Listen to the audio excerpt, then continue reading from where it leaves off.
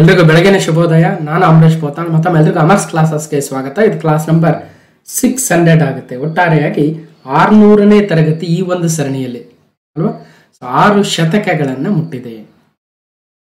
So ಒಟ್ಟಾರೆಯಾಗಿ Amar's classes ಅಲ್ಲಿ 850ಕ್ಕೂ ಹೆಚ್ಚಿನ ವಿಡಿಯೋಗಳನ್ನು ನೀವು ನೋಡಬಹುದು. ಓಕೆ, ಸೊ ಹಾಗಾದ್ರೆ ಇವತ್ತಿನ ಈ ವಿಡಿಯೋದಲ್ಲಿ ಜುಲೈ 2024ರ 8ನೇ ಭಾಗದ ಪ್ರಮುಖ ಪ್ರಚಲಿತ ಘಟನೆಗಳನ್ನು ನೋಡ್ತಾ ಹೋಗೋಣ. ಸಾಕಷ್ಟು ಇಂಪಾರ್ಟೆಂಟ್ ಆಗಿರ್ತಕ್ಕಂಥ ಮುಂದಿನ ಎಲ್ಲಾ ಪರೀಕ್ಷೆಗಳಿಗೂ ಕೂಡ ಅನುಕೂಲ ಆಗ್ತಕ್ಕಂಥ ಒಂದಷ್ಟು ಕರೆಂಟ್ ಅಫೇರ್ಸ್ಗಳ ಡಿಸ್ಕಷನ್ ಆಗುತ್ತೆ. ಈಗ ನೋಡಿ, KS ಎಕ್ಸಾಮು ಆಗಸ್ಟ್ 25ಕ್ಕೆ ಫಿಕ್ಸ್ ಆಗಿದೆ. ಅದೇನೋ ಒಂದ್ ಸ್ವಲ್ಪ ಹೆಚ್ಚು ಕಮ್ಮಿ ಅಂತ ಇದ್ದಾರೆ. ಸೊ ನೋಡೋಣ. ಮತ್ತೊಂದ್ ಕಡೆ PDO ಎಕ್ಸಾಮ್ ಆಗಿರ್ಬೋದು, ಅಥವಾ group C group B exams ಆಗಿರ್ಬೋದು, ಅಥವಾ KA ನಡೆಸ್ತಕ್ಕಂತಹ 402 PSI ಎಕ್ಸಾಮ್ ಆಗಿರ್ಬೋದು, VAO ಎಕ್ಸಾಮ್ ಆಗಿರ್ಬೋದು. ಹೀಗೆ ಸಾಕಷ್ಟು ಪರೀಕ್ಷೆಗಳಿಗೆ ಈ ಎಲ್ಲಾ ಕರೆಂಟ್ ಅಫೇರ್ಸ್ಗಳು ಕೂಡ ಅನುಕೂಲ ಆಗ್ತವೆ ಅಂತ ಹೇಳ್ತಾ, ಸೊ ಚೆನ್ನಾಗಿ ಪ್ರಿಪೇರ್ ಆಗಿ ಸೊ ನಿಮ್ಮ ಮುಂದಿನ ಒಂದು ಪರೀಕ್ಷೆಗಳಲ್ಲಿ ಚೆನ್ನಾಗಿ ಮಾಡಿ ಯಶಸ್ಸನ್ನ ಕಾಣಿ ಅಂತ ಹಾರೈಸ್ತಾ, ಸೊ ಜುಲೈ 2024ರ 8ನೇ ಭಾಗದ ಪ್ರಮುಖ ಪ್ರಚಲಿತ ಘಟನೆಗಳನ್ನ ನೋಡ್ತಾ ಹೋಗೋಣ. ನೋಡ್ಬೋದು. ಸೊ ಈಗ ಆಲ್ರೆಡಿ ತಮ್ನೇಲ್ ಅಲ್ಲಿ ನಮ್ಮ ರಾಜ್ಯದ ಮುಖ್ಯ ಕಾರ್ಯದರ್ಶಿಗಳಾಗಿ ಶಾಲಿನಿ ರಜನೀಶ್ ಅವರ ನೇಮಕವಾಗಿದೆ. ಅವರು ಅಧಿಕಾರವನ್ನ ಸ್ವೀಕಾರ ಮಾಡಿದ್ದಾರೆ. ಒಂದ್ ಕಡೆ ಇವರು ಎಷ್ಟನೇ ಒಂದು ಮುಖ್ಯ ಕಾರ್ಯದರ್ಶಿಗಳು ಮತ್ತು ಮತ್ತಷ್ಟು ವಿಶೇಷತೆಗಳನ್ನು ತಿಳ್ಕೊಳ್ತಾ ಹೋಗೋಣ. ಇನ್ನೊಂದ್ ಕಡೆ ನೀತಾ ಅಂಬಾನಿ ಅವರು IOC ಕಮಿಟಿಯ ಒಬ್ಬ ಮೆಂಬರ್ ಆಗಿ ಕೂಡ ಮತ್ತೊಮ್ಮೆ ಮರು ಆಯ್ಕೆ ಆಗಿದ್ದಾರೆ. ಅದರ ಬಗ್ಗೆ ಕೂಡ ನೋಡ್ತಾ ಹೋಗೋಣ. ಹೀಗೆ ಸಾಕಷ್ಟು ವಿಚಾರಗಳನ್ನು ಇವತ್ತು ಮಾತಾಡ್ತಾ ಹೋಗೋಣ.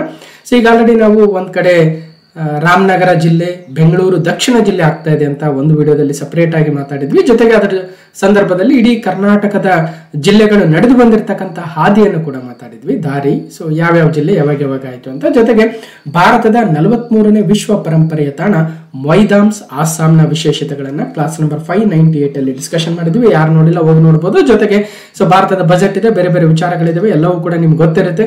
ಸೊ ನೋಡಿ ಅಂತ ಹೇಳ್ತಾ ಈಗ ನಾವು ಜುಲೈ 2024ರ ಪಾರ್ಟ್ 8 ಮಾತಾಡ್ತಾ ಇದ್ದೀವಿ. ನಾನು ಅಮರೇಶ್ ಪೋತ್ನಾಳ್. ಸೊ ನನ್ನ ಒಂದಷ್ಟು ಕಿರು ಪರಿಚಯವೂ ಕೂಡ ಇಲ್ಲಿದೆ. ಜೊತೆಗೆ ಯೂಟ್ಯೂಬ್ ಚಾನಲ್ ಇದೆ, ಜೊತೆಗೆ ಟೆಲಿಗ್ರಾಮ್ ಚಾನಲ್ ಕೂಡ ಇದೆ. ಯಾರಾದರೂ ಜಾಯ್ನ್ ಆಗಿಲ್ಲ ಅಂದ್ರೆ ಜಾಯ್ನ್ ಆಗ್ಬೋದು. ಅದರ ಲಿಂಕ್ಗಳು ಡಿಸ್ಕ್ರಿಪ್ಷನ್ ಬಾಕ್ಸ್ ಅಲ್ಲಿ ಇದಾವೆ. ಓಕೆ, ಇನ್ನು ಕರೆಂಟ್ ಅಫೇರ್ಸ್ ನೋಡ್ಬೋದು. ಜನವರಿ 2023 ಇದೆ. ಕರ್ನಾಟಕದ ಬಜೆಟ್ ಕೂಡ ಮಾತಾಡಿದ್ವಿ, ಎಕನಾಮಿಕ್ ಸರ್ವೆ ಮಾತಾಡಿದ್ವಿ. ಜೊತೆಗೆ ಈಗ ಇಂಡಿಯಾ ಬಜೆಟ್ ಕೂಡ ಕಂಪ್ಲೀಟ್ ಆಗಿದೆ. ಭಾರತದ ಎಕನಾಮಿಕ್ ಸರ್ವೆ ಅಥವಾ ಭಾರತದ ಆರ್ಥಿಕ ಸಮೀಕ್ಷೆ ನೋಡೋಣ.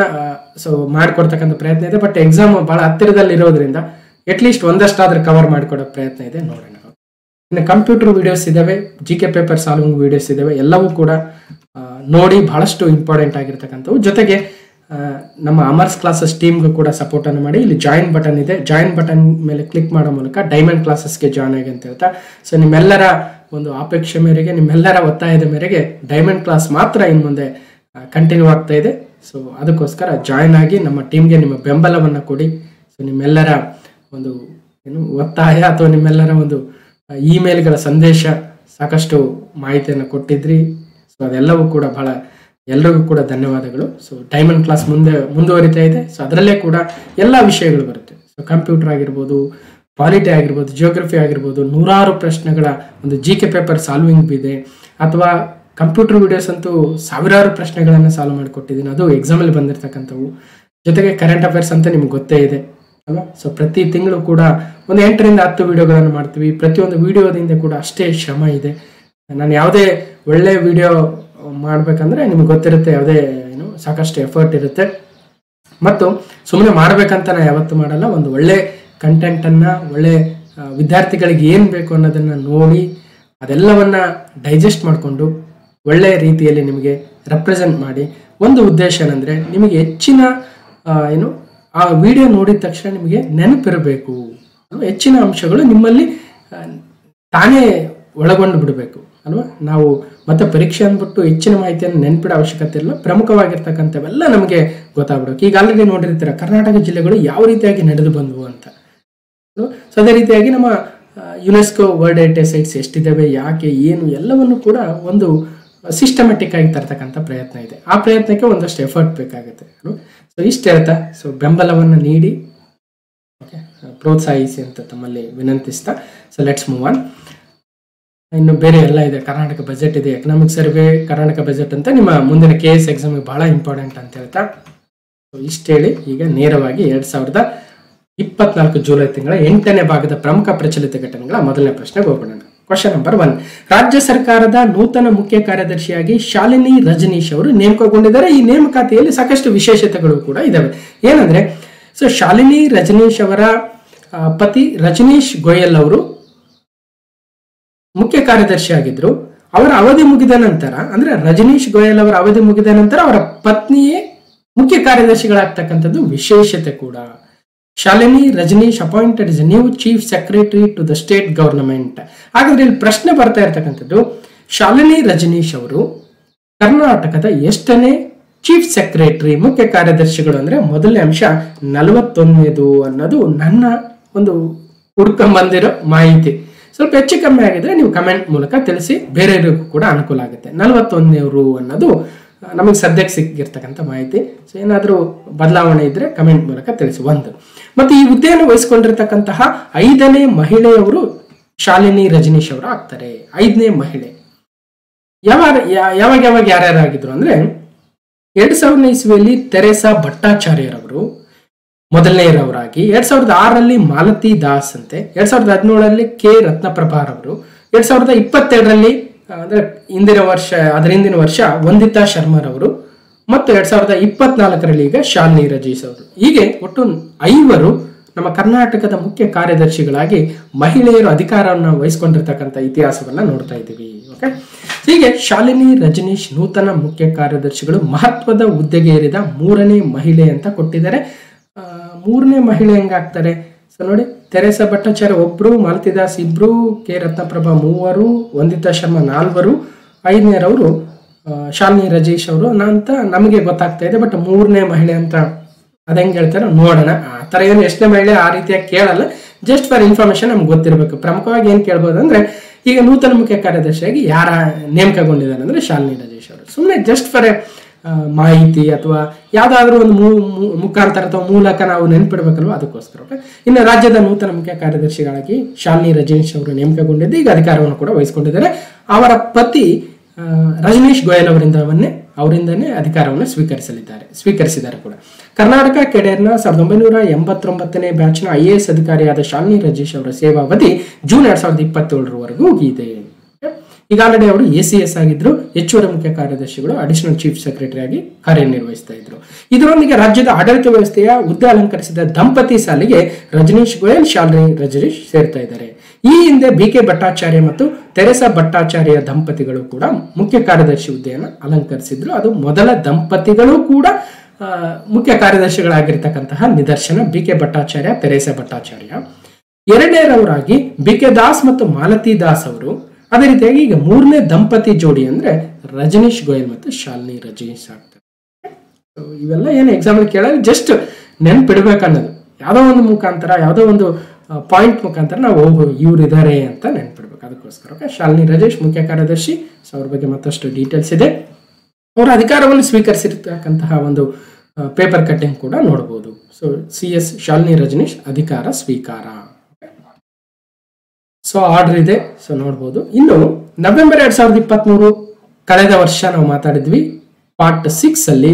ಪ್ರಸ್ತುತ ಕರ್ನಾಟಕದ ಮುಖ್ಯ ಕಾರ್ಯದರ್ಶಿ ಯಾರು ಅಂತ Vandita Sharma, doctor CS Kuntia, Rajneesh Goyal, M Maheshwara Rao ಅಂದ್ರೆ ರಜನೀಶ್ ಗೋಯಲ್ ಅವರಂತ ನವೆಂಬರ್ ಅಲ್ಲಿ ಮಾತಾಡಿದ್ವಿ. ಅವರ ಅಧಿಕಾರಾವಧಿ ಸುಮಾರು ಎಷ್ಟು 9 ತಿಂಗಳು ಏನಿತ್ತು. ಸೊ ಅವರ ಅಧಿಕಾರವನ್ನು ಮುಗಿಸಿದ್ರು ಗೋಯಲ್ ಅವರು. ಸೊ ಅವರ ನಂತರ ಈಗ ಅವರ ಪತ್ನಿ ಶಾಲಿನಿ ರಜನೀಶ್ ಅವರು CS ಆಗ್ತಾ ಇದ್ದಾರೆ, ಚೀಫ್ ಸೆಕ್ರೆಟರಿ. ಓಕೆ, ಅದಕ್ಕಿಂತ ಹಿಂದೆ ಮೇ 2022ರಲ್ಲಿ ಕರ್ನಾಟಕದ ನೂತನ ಮುಖ್ಯ ಕಾರ್ಯದರ್ಶಿಯಾಗಿ ವಂದಿತಾ ಶರ್ಮಾ ಅಂತ ಮಾತಾಡಿದ್ವಿ. ನೋಡಿ, ಆಯಾ ಕಾಲಘಟ್ಟಕ್ಕೆ ತಕ್ಕಂತ ನಾವು ವಿಡಿಯೋದಲ್ಲಿ ಎಲ್ಲೋ ಮಿಸ್ ಮಾಡ್ದೇನೆ ಆ ಎಲ್ಲ ವಿಚಾರಗಳನ್ನು ತರ್ತಾ ಇದೀವಿ. ಒಟ್ಟಾರೆಯಾಗಿ ವಂದಿತಾ ಶರ್ಮರವರು, ಅವ್ರ ನಂತರ ರಜನೀಶ್ ಗೋಯಲ್ ಅವರು, ಅವ್ರ ನಂತರ ಈಗ ಶಾಲಿನಿ ರಜನೀಶ್ ಅವರು ಅನ್ನೋದನ್ನ ಗಮನಿಸಬಹುದು. ಓಕೆ, ಸೊ ಇಷ್ಟು ಮಾಹಿತಿ ಆಗಿದೆ. ಸರಿ, ನೆಕ್ಸ್ಟ್ ಹೋಗೋಣ. Question number 2. ಉಪಗ್ರಹ ಆಧಾರಿತ ಟೋಲ್ ಸಂಗ್ರಹ ವ್ಯವಸ್ಥೆ ಜಾರಿಗೆ NHAI ತಯಾರಿ. National highway authority of India prepares to implement satellite based toll collection system. ಈಗ ಏನ್ ಮಾಡ್ತಾ ಇದೀವಿ, ಈಗ ನಾವು ಹೈವೇದಲ್ಲಿ ಹೋಗ್ಬೇಕಂದ್ರೆ ಟೋಲ್ ಸಿಸ್ಟಮ್ ಇದೆ ಅಲ್ವಾ. ಹಿಂದೆ ಏನ್ ಮಾಡ್ತಾ ಇದ್ವಿ, ವೆಹಿಕಲ್ ನ ನಿಲ್ಲಿಸಿ ಅಲ್ಲಿ 50 ರೂಪಾಯಿ, 60 ರೂಪಾಯಿ, 100 ರೂಪಾಯಿ ಎಷ್ಟೇ ಇರುತ್ತೆ ಟೋಲ್, ಆ ಅಮೌಂಟ್ ಅನ್ನ ಕ್ಯಾಶ್ ಕೊಟ್ಟು ನಂತರ ಅಲ್ಲಿಂದ ಆ ಗೇಟ್ ಓಪನ್ ಮಾಡೋರು ಹೊರಗಡೆ ಹೋಗ್ತಾ ಇದ್ವಿ ಅಲ್ವಾ. ಸೊ ಈಗ ಏನಾಯ್ತು, ಅದು ಬಹಳ ಲೇಟ್ ಪ್ರೋಸೆಸ್ ಆಗಿತ್ತು, ಬಹಳಷ್ಟು ಏನೋ ಟ್ರಾಫಿಕ್ ಅಥವಾ ಅಲ್ಲಿ ಹೈವೇದಲ್ಲಿ ಲೇಟ್ ಆಗ್ತಾ ಇತ್ತು, ಗೊತ್ತಿದೆ ನಮಗೆ ಟೋಲ್ ಸಿಸ್ಟಮ್ ಇಂದ. ಹಾಗಾಗಿ ಏನ್ ಮಾಡಿದ್ರು, ಫಾಸ್ಟ್ ಟ್ಯಾಗ್ ಬಂತು. ಫಾಸ್ಟ್ ಟ್ಯಾಗ್ ಏನಂದ್ರೆ ಕ್ಯಾಶ್ ಕೊಡೋ ಅವಶ್ಯಕತೆ ಇಲ್ಲ. ಆ ಫಾಸ್ಟ್ ಟ್ಯಾಗ್ ಅಲ್ಲಿ ನಾವು ಅಮೌಂಟ್ ಇದ್ರೆ ಸಾಕು, ಇಲ್ಲೊಂದು ಸ್ಕ್ಯಾನರ್ ತರ ಇರುತ್ತೆ, ಅದು ನಮ್ಮ ಫಾಸ್ಟ್ ಟ್ಯಾಗ್ ಸ್ಲಿಪ್ ಅನ್ನ ಸ್ಕ್ಯಾನ್ ಮಾಡ್ಕೊಂಡು ಅದರಿಂದನೇ ಆಟೋಮೆಟಿಕಲಿ ಕಟ್ ಮಾಡ್ಕೊತಾ ಹೋಯ್ತು. ಅದು ಇನ್ನಷ್ಟು ಸ್ಪೀಡ್ ಆಯ್ತು. ಈ ತರ ಕ್ಯಾಶ್ ಕೊಡೋದು ಲೇಟ್ ಆಗೋದೆಲ್ಲ ಸ್ವಲ್ಪ ಅವಾಯ್ಡ್ ಆಯ್ತು. ಬಟ್ ಪ್ರಾಬ್ಲಮ್ ಏನಾಗಿತ್ತು ಅಂದ್ರೆ, ಈಗ ಒಂದು ಎಕ್ಸಾಂಪಲ್ ತಗೊಳ್ಳೋಣ. ಬೆಂಗಳೂರಲ್ಲಿ ನೀವೇನಾದ್ರೂ ಟೋಲ್ನ ತೆಗೆದುಕೊಂಡ್ರೆ ನಂತರ ಮೈಸೂರುವರೆಗೂ ಒಂದೇ ಟೋಲ್ ಇದೆ ಅನ್ಕೊಳ್ಳೋಣ, ನನಗೆ ಅಷ್ಟು ಐಡಿಯಾ ಇಲ್ಲ, ಜಸ್ಟ್ ಎಕ್ಸಾಂಪಲ್ ಹೇಳ್ತಾ ಇದ್ದೀನಿ. ಸೊ ಬೆಂಗಳೂರಿಂದ ಮೈಸೂರಿಗೆ ಸುಮಾರು ಒಂದು 250 ರೂಪಾಯಿ ಟೋಲ್ ಇದೆ ಅನ್ಕೊಳ್ಳೋಣ. ಓಕೆ, ಟೋಲ್ ಫೀಸು 250 ಇದೆ.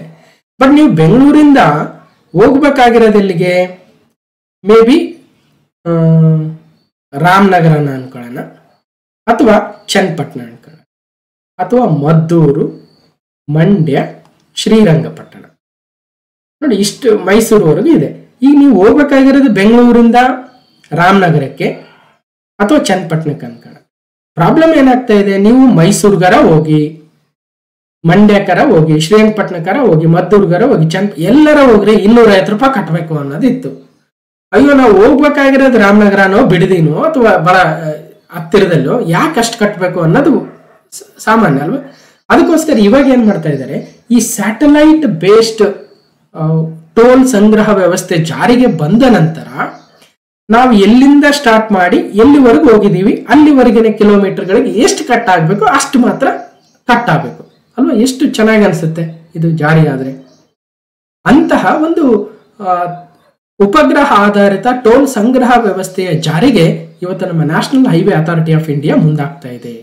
ಹಾಗಾದ್ರೆ ಈ ಒಂದು ಪ್ರಾಯೋಗಿಕ ಜಾರಿ ಮಾಡ್ತಕ್ಕಂತಹ ಹೈವೇ ಯಾವುದು, ಯಾವ ರಾಜ್ಯದಲ್ಲಿ, ಮತ್ತು ಇದನ್ನು ಯಾವ ರೀತಿಯಾಗಿ ವರ್ಕ್ ಆಗುತ್ತೆ, ಅದಕ್ಕೆ ಬೇಕಾಗಿರ್ತಕ್ಕಂಥ ಸ್ಯಾಟಲೈಟ್ ಸಿಸ್ಟಮ್ ನಮ್ಮ ದೇಶದಲ್ಲಿ ಇದೆಯಾ, GPS ಅಂದ್ರೇನು, ಅಥವಾ IRNSS ಅಂದ್ರೇನು, ಫಸ್ಟ್ ಆಫ್ ಆಲ್ ಈ ಗ್ಲೋಬಲ್ ಪೊಸಿಷನಿಂಗ್ ಸಿಸ್ಟಮ್ ಏನು, ಅಥವಾ ನ್ಯಾವಿಗೇಷನ್ ಸಿಸ್ಟಮ್ ಅಂದ್ರೇನು, ಈ ಒಂದಷ್ಟು ವಿಚಾರಗಳನ್ನ ತಿಳ್ಕೊಳ್ತಾ ಹೋಗೋಣ.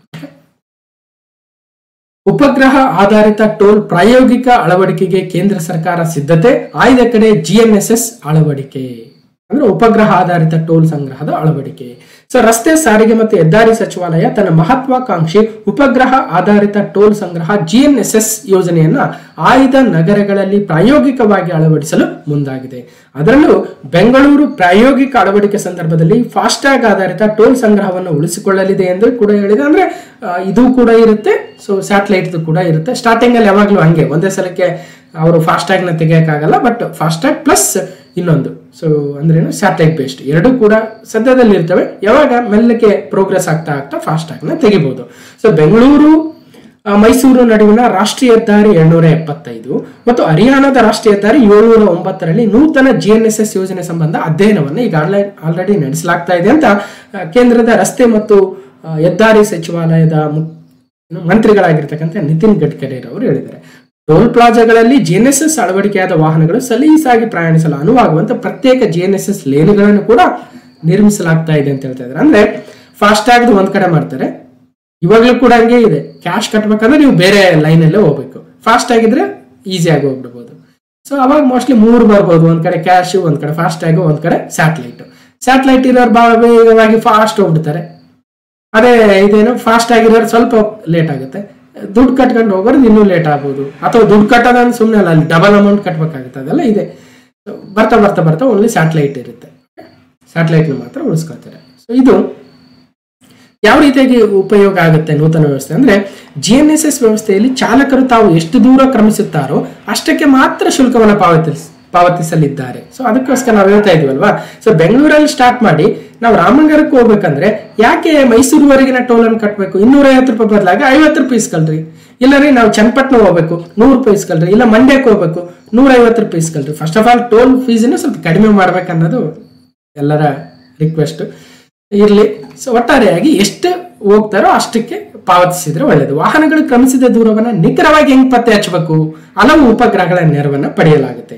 ಫಾಸ್ಟ್ಯಾಗ್ ವ್ಯವಸ್ಥೆಯಲ್ಲಿ ಎಲ್ಲಾ ಚಾಲಕರು ರಸ್ತೆಯ ಪೂರ್ತಿ ಶುಲ್ಕವನ್ನು ಪಾವತಿಸ್ತಾ ಇದ್ದಾರೆ. ಇದಲ್ಲದೆ GNSS ಅಳವಡಿಕೆಯಾದ ವಾಹನಗಳು ಟೋಲ್ ಪ್ಲಾಜಾಗಳಲ್ಲಿ ಸರದಿಯಲ್ಲಿ ಕೂಡ ನಿಲ್ಲುವುದು ತಪ್ಪುತ್ತೆ ಅಲ್ವಾ. ಇಲ್ಲದೆ ಹೋದ್ರೆ ಸೊ ಒಂದು ಲೇಟ್ ಕೂಡ ಆಗುತ್ತೆ ಮತ್ತು ಅನ್ನೆಸೆಸರಿ ಆಗಿ ಬಹಳ ದೂರದ ಪ್ರದೇಶಕ್ಕೂ ಕೂಡ ನಾವು ಟೋಲ್ ಅನ್ನು ಕಟ್ಟಿದಂಗೆ ಆಗುತ್ತೆ. ನಾವು ಅಲ್ಲಿಗೆ ಹೋಗೋದೇ ಇಲ್ಲ, ಬಟ್ ಸ್ಟಿಲ್ ಟೋಲ್ ಕಟ್ಟಬೇಕು. ಬೆಂಗಳೂರು ಮೈಸೂರು ಹೆದ್ದಾರಿಯಲ್ಲಿ ಪ್ರಾಯೋಗಿಕ ಜಾರಿ ಉಪಗ್ರಹ ಆಧಾರಿತ ಟೋಲು ಸೇವೆ ಬರ್ತಾ ಇದೆ. ಸೊ ನೆನಪಿಡಬೇಕು, ಬೆಂಗಳೂರು ಮತ್ತು ಹರಿಯಾಣದ ಒಂದು ಪಾಣಿಪತ್ ಹಿಸಾರ್ ರಾಷ್ಟ್ರೀಯ ಹೆದ್ದಾರಿಯಲ್ಲಿ ಕೂಡ ಇದೇ ರೀತಿಯ ವ್ಯವಸ್ಥೆಯನ್ನು ಪ್ರಾಯೋಗಿಕವಾಗಿ ಮಾಡ್ತಾ ಇದ್ದಾರೆ ಅನ್ನೋದು.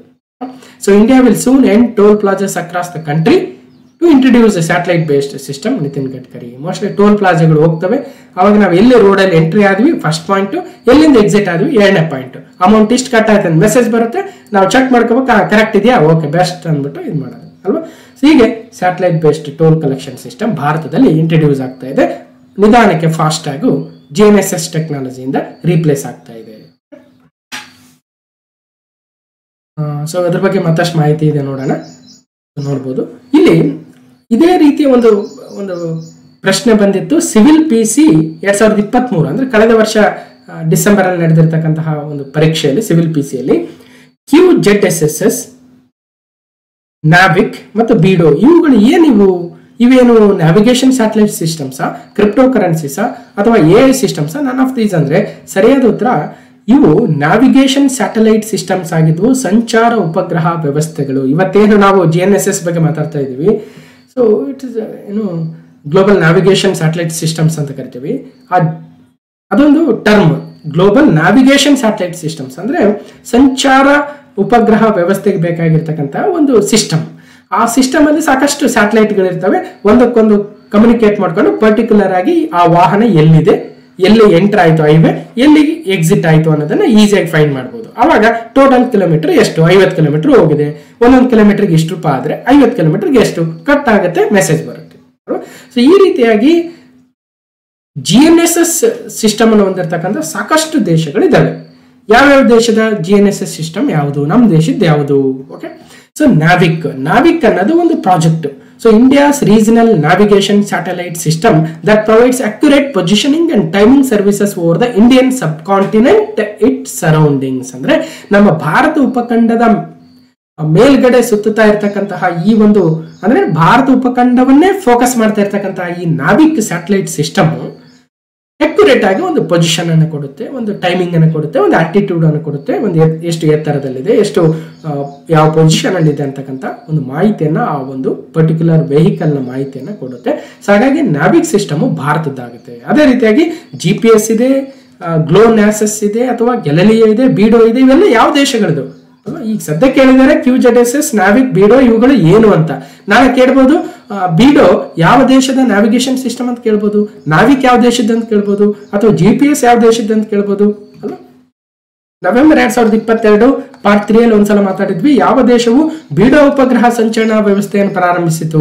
ವಿಚ್ ಕಂಟ್ರಿ ಲಾಂಚ್ ದ ಬಿಡೋ ಸ್ಯಾಟಲೈಟ್ ನ್ಯಾವಿಗೇಷನ್ ಸಿಸ್ಟಮ್? ಅಂದ್ರೆ ಜಪಾನ್, ಚೀನಾ, ರಷ್ಯಾ, ಇಸ್ರೇಲ್. ಅಂದ್ರೆ ಚೀನಾ ದೇಶವು ಬಿಡೋ ಎನ್ನುವ ಉಪಗ್ರಹ ಸಂಚಲನ ವ್ಯವಸ್ಥೆ ಅಥವಾ ನ್ಯಾವಿಗೇಷನ್ ಸಿಸ್ಟಮ್ ಅನ್ನು ತಂದಿತ್ತು. ಹಾಗಾದ್ರೆ global positioning system, GPS point ಅಂತ ಮಾತಾಡ್ತಾ ಇರ್ತೀವಿ.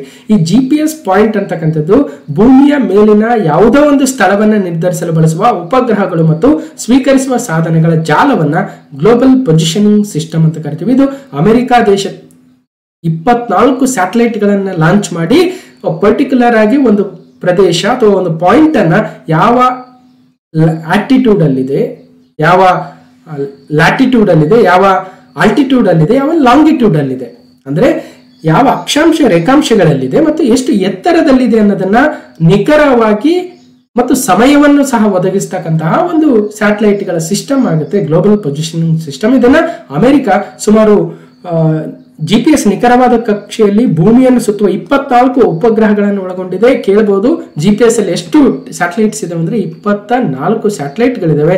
ಅದರಲ್ಲಿ ಮಿನಿಮಮ್ ಒಂದು ಎಷ್ಟೋ ಸ್ಯಾಟಲೈಟ್ಗಳ ಪಾಯಿಂಟ್ ಬೇಕಾಗುತ್ತೆ ಒಂದು ಪರ್ಟಿಕ್ಯುಲರ್ ಲೊಕೇಶನ್ ಫೈಂಡ್ ಮಾಡ್ಬೇಕಂದ್ರೆ 4-5 ಅಂತ ಹೇಳ್ತಾರೆ. ನೋಡೋಣ, ಅದನ್ನ ಬೇರೆ ಕಡೆ ಮಾತಾಡಿದ್ವಿ. ಈಗ ಸದ್ಯ ನಮಗೆ ಬೇಕಾಗಿರ್ತಕ್ಕಂಥದ್ದು ಸಿಂಪಲ್ ಆಗಿ ಭಾರತದಲ್ಲಿ ಈ ಸ್ಯಾಟಲೈಟ್ ಮುಖಾಂತರ ಟೋಲ್ ಅನ್ನ ಕಲೆಕ್ಟ್ ಮಾಡ್ತಕ್ಕಂಥ ಸಿಸ್ಟಮ್ ಜಾರಿ ಆಗ್ತಾ ಇದೆ. ಅದು ಇನ್ನಷ್ಟು ಜಾರಿ ಆದಾಗ ಎಲ್ಲ ಕಡೆ ಬಂದಾಗ ಮತ್ತೆ ಸುದ್ದಿ ಆಗುತ್ತೆ. ಜೊತೆಗೆ ಎಕ್ಸಾಮ್ ಅಲ್ಲಿ ಬೇಕಾಗಿರ್ತಕ್ಕಂಥದ್ದನ್ನು ಕೂಡ ತಿಳ್ಕೊಳ್ತಾ ಹೋಗೋಣ. ಇಲ್ಲಿ ಪ್ರಮುಖವಾಗಿ ಬೇಕಾಗಿರ್ತಕ್ಕಂಥದ್ದು ಸೊ ಗ್ಲೋಬಲ್ ಪೊಸಿಷನಿಂಗ್ ಸಿಸ್ಟಮ್ ಅಥವಾ ಗ್ಲೋಬಲ್ ನ್ಯಾವಿಗೇಷನ್ ಸ್ಯಾಟಲೈಟ್ ಸಿಸ್ಟಮ್ ಏನಿದೆ ಅಲ್ವಾ, ಇದರ ಬೇರೆ ಬೇರೆ ದೇಶಗಳು ಯಾವ್ದಾವುದನ್ನ ತಂದಿದ್ದಾವೆ. ಒಂದು GPS ಅಂದ್ರೆ ಗ್ಲೋಬಲ್ ಪೊಸಿಷನಿಂಗ್ ಸಿಸ್ಟಮ್ ಅನ್ನ ಅಮೆರಿಕ ದೇಶ ತಂದಿರತಕ್ಕಂತಹ GNSS. ಸಿಂಪಲ್ ಆಗಿ ತಿಳ್ಕೊಂಡ್ರೆ GNSS ಅಂದ್ರೆ ಗ್ಲೋಬಲ್ ನ್ಯಾವಿಗೇಷನ್ ಸ್ಯಾಟಲೈಟ್ ಸಿಸ್ಟಮ್. ಇದು ಕಾಮನ್ ಟರ್ಮ್. ಇದನ್ನು ಇಂಪ್ಲಿಮೆಂಟ್ ಮಾಡಬೇಕಾದ್ರೆ ಯಾವ ದೇಶಗಳು ಪ್ರಾಜೆಕ್ಟ್ ಯಾವ್ಯಾವ ತಂದಿದ್ದಾವೆ. ಈಗ BDS ಅಂದ್ರೆ ಚೀನಾದ್ದು, ಬಿಡಿಯೋ ನ್ಯಾವಿಗೇಷನ್ ಸ್ಯಾಟಲೈಟ್ ಸಿಸ್ಟಮ್. ಇನ್ನು ಗ್ಯಾಲಿಲಿಯೋ ಅಂದ್ರೆ ಯುರೋಪಿಯನ್ ಒಕ್ಕೂಟ ಏನಿದೆ ಅಲ್ವಾ, ಅದರ ಒಂದು GNSS. ಅದೇ ರೀತಿಯಾಗಿ GLO NAS ಇದು ರಷ್ಯಾ ಫೆಡರೇಷನ್ ಅವ್ರದ್ದು. ಅದೇ ರೀತಿಯಾಗಿ IRNSS ನಮ್ಮ Indian regional navigation satellite system IRNS, ಇದನ್ನ ನಾವಿಕ್ ಅಂತ ಕೂಡ ಕರಿತೀವಿ. ಓಕೆ, QZSS ಯಾವ ದೇಶದ ಅಂದ್ರೆ ಜಪಾನ್ದು. ಇದು ನಿಮ್ಮ ಮುಂದಿನ KS ಪರೀಕ್ಷೆಗೆ ಬಹಳ ಇಂಪಾರ್ಟೆಂಟ್ ಆಗಿರ್ತಕ್ಕಂಥದ್ದು. ಯಾವ ದೇಶದ್ದು, ಯಾವ GNSS global navigation satellite system common.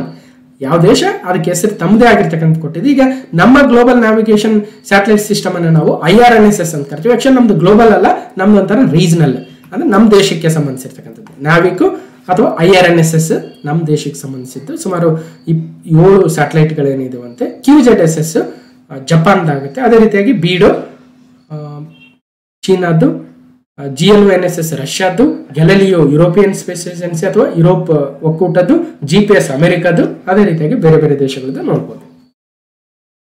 So ಯಾವ ರೀತಿಯಾಗಿ ವರ್ಕ್ ಆಗುತ್ತೆ ಮತ್ತಷ್ಟು ಡೀಟೇಲ್ಸ್ ಇದೆ. ಇನ್ನು ಕ್ವಶನ್ ನಂಬರ್ 3, IDBI ಖಾಸಗೀಕರಣ, ಪ್ರೈವೇಟೈಸೇಷನ್ ಆಫ್ IDBI.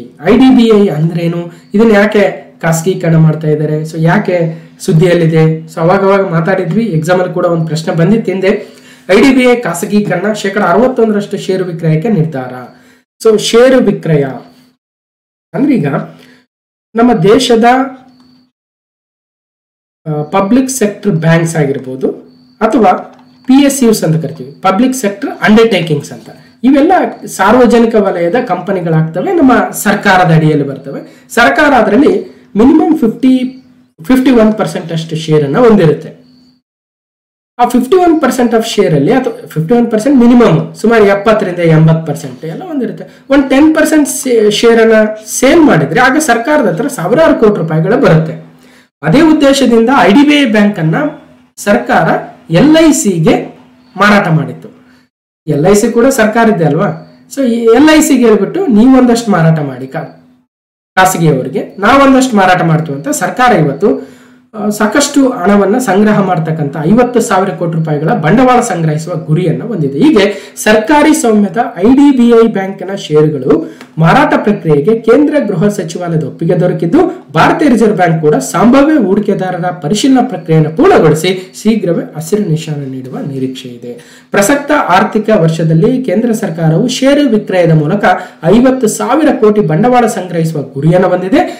ಆ ಒಂದು ಭಾಗವಾಗಿ IDBI ಬ್ಯಾಂಕ್ನ ಆಸ್ತಿಯನ್ನು ನಗದೀಕರಣಗೊಳಿಸಲು ಮುಂದಾಗ್ತಾ ಇದೆ. ಓಕೆ, ಈ ಬ್ಯಾಂಕ್ ಅಲ್ಲಿ ಹೊಂದಿರುವ ಷೇರುಗಳ ಪೈಕಿ ಕೇಂದ್ರ ಸರ್ಕಾರವು 30.48% ಭಾರತೀಯ ಜೀವ ವಿಮಾ ನಿಗಮ, life insurance corporation of India LIC, so 30% ಷೇರುಗಳ ಮಾರಾಟಕ್ಕೆ ಇವತ್ತು ಮುಂದಾಗ್ತಾ ಇದ್ದೇವೆ.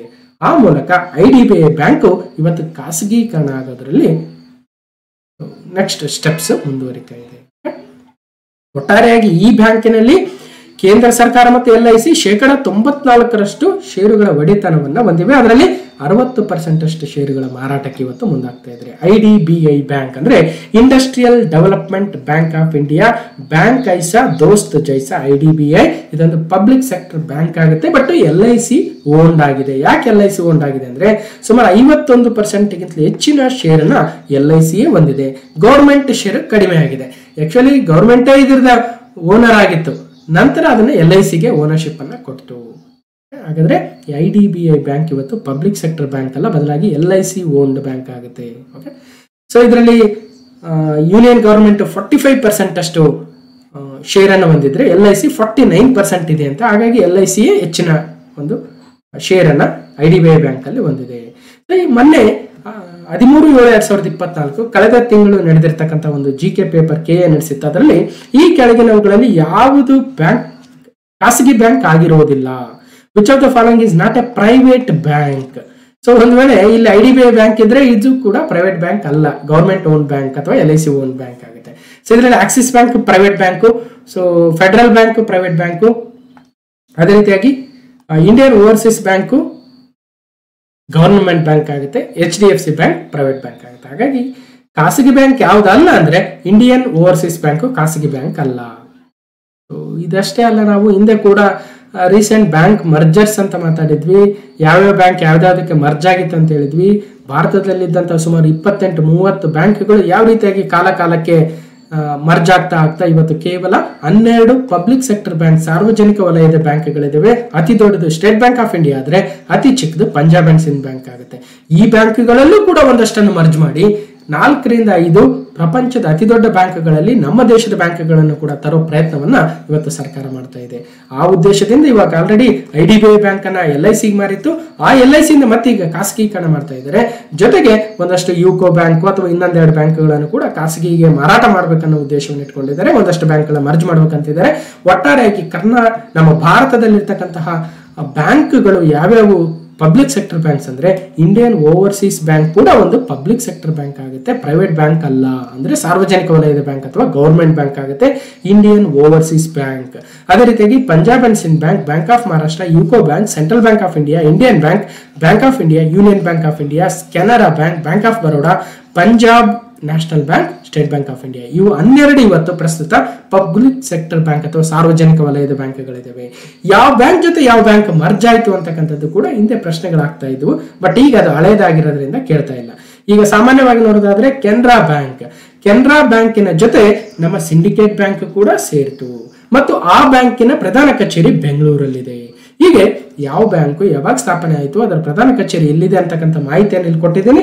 ಕಳೆದ ಯಾವುದೋ ಒಂದು ಕರೆಂಟ್ ಅಫೇರ್ಸ್ ಅಲ್ಲಿ ಆಲ್ರೆಡಿ ಮತ್ತೆ ರಿವಿಷನ್ ಮಾಡಿದ್ದೆ, ಮತ್ತೆ ಹೇಳಕ್ ಹೋಗಲ್ಲ. ಓಕೆ, ಸೊ ಇಷ್ಟು ಹೇಳ್ತಾ question number 4.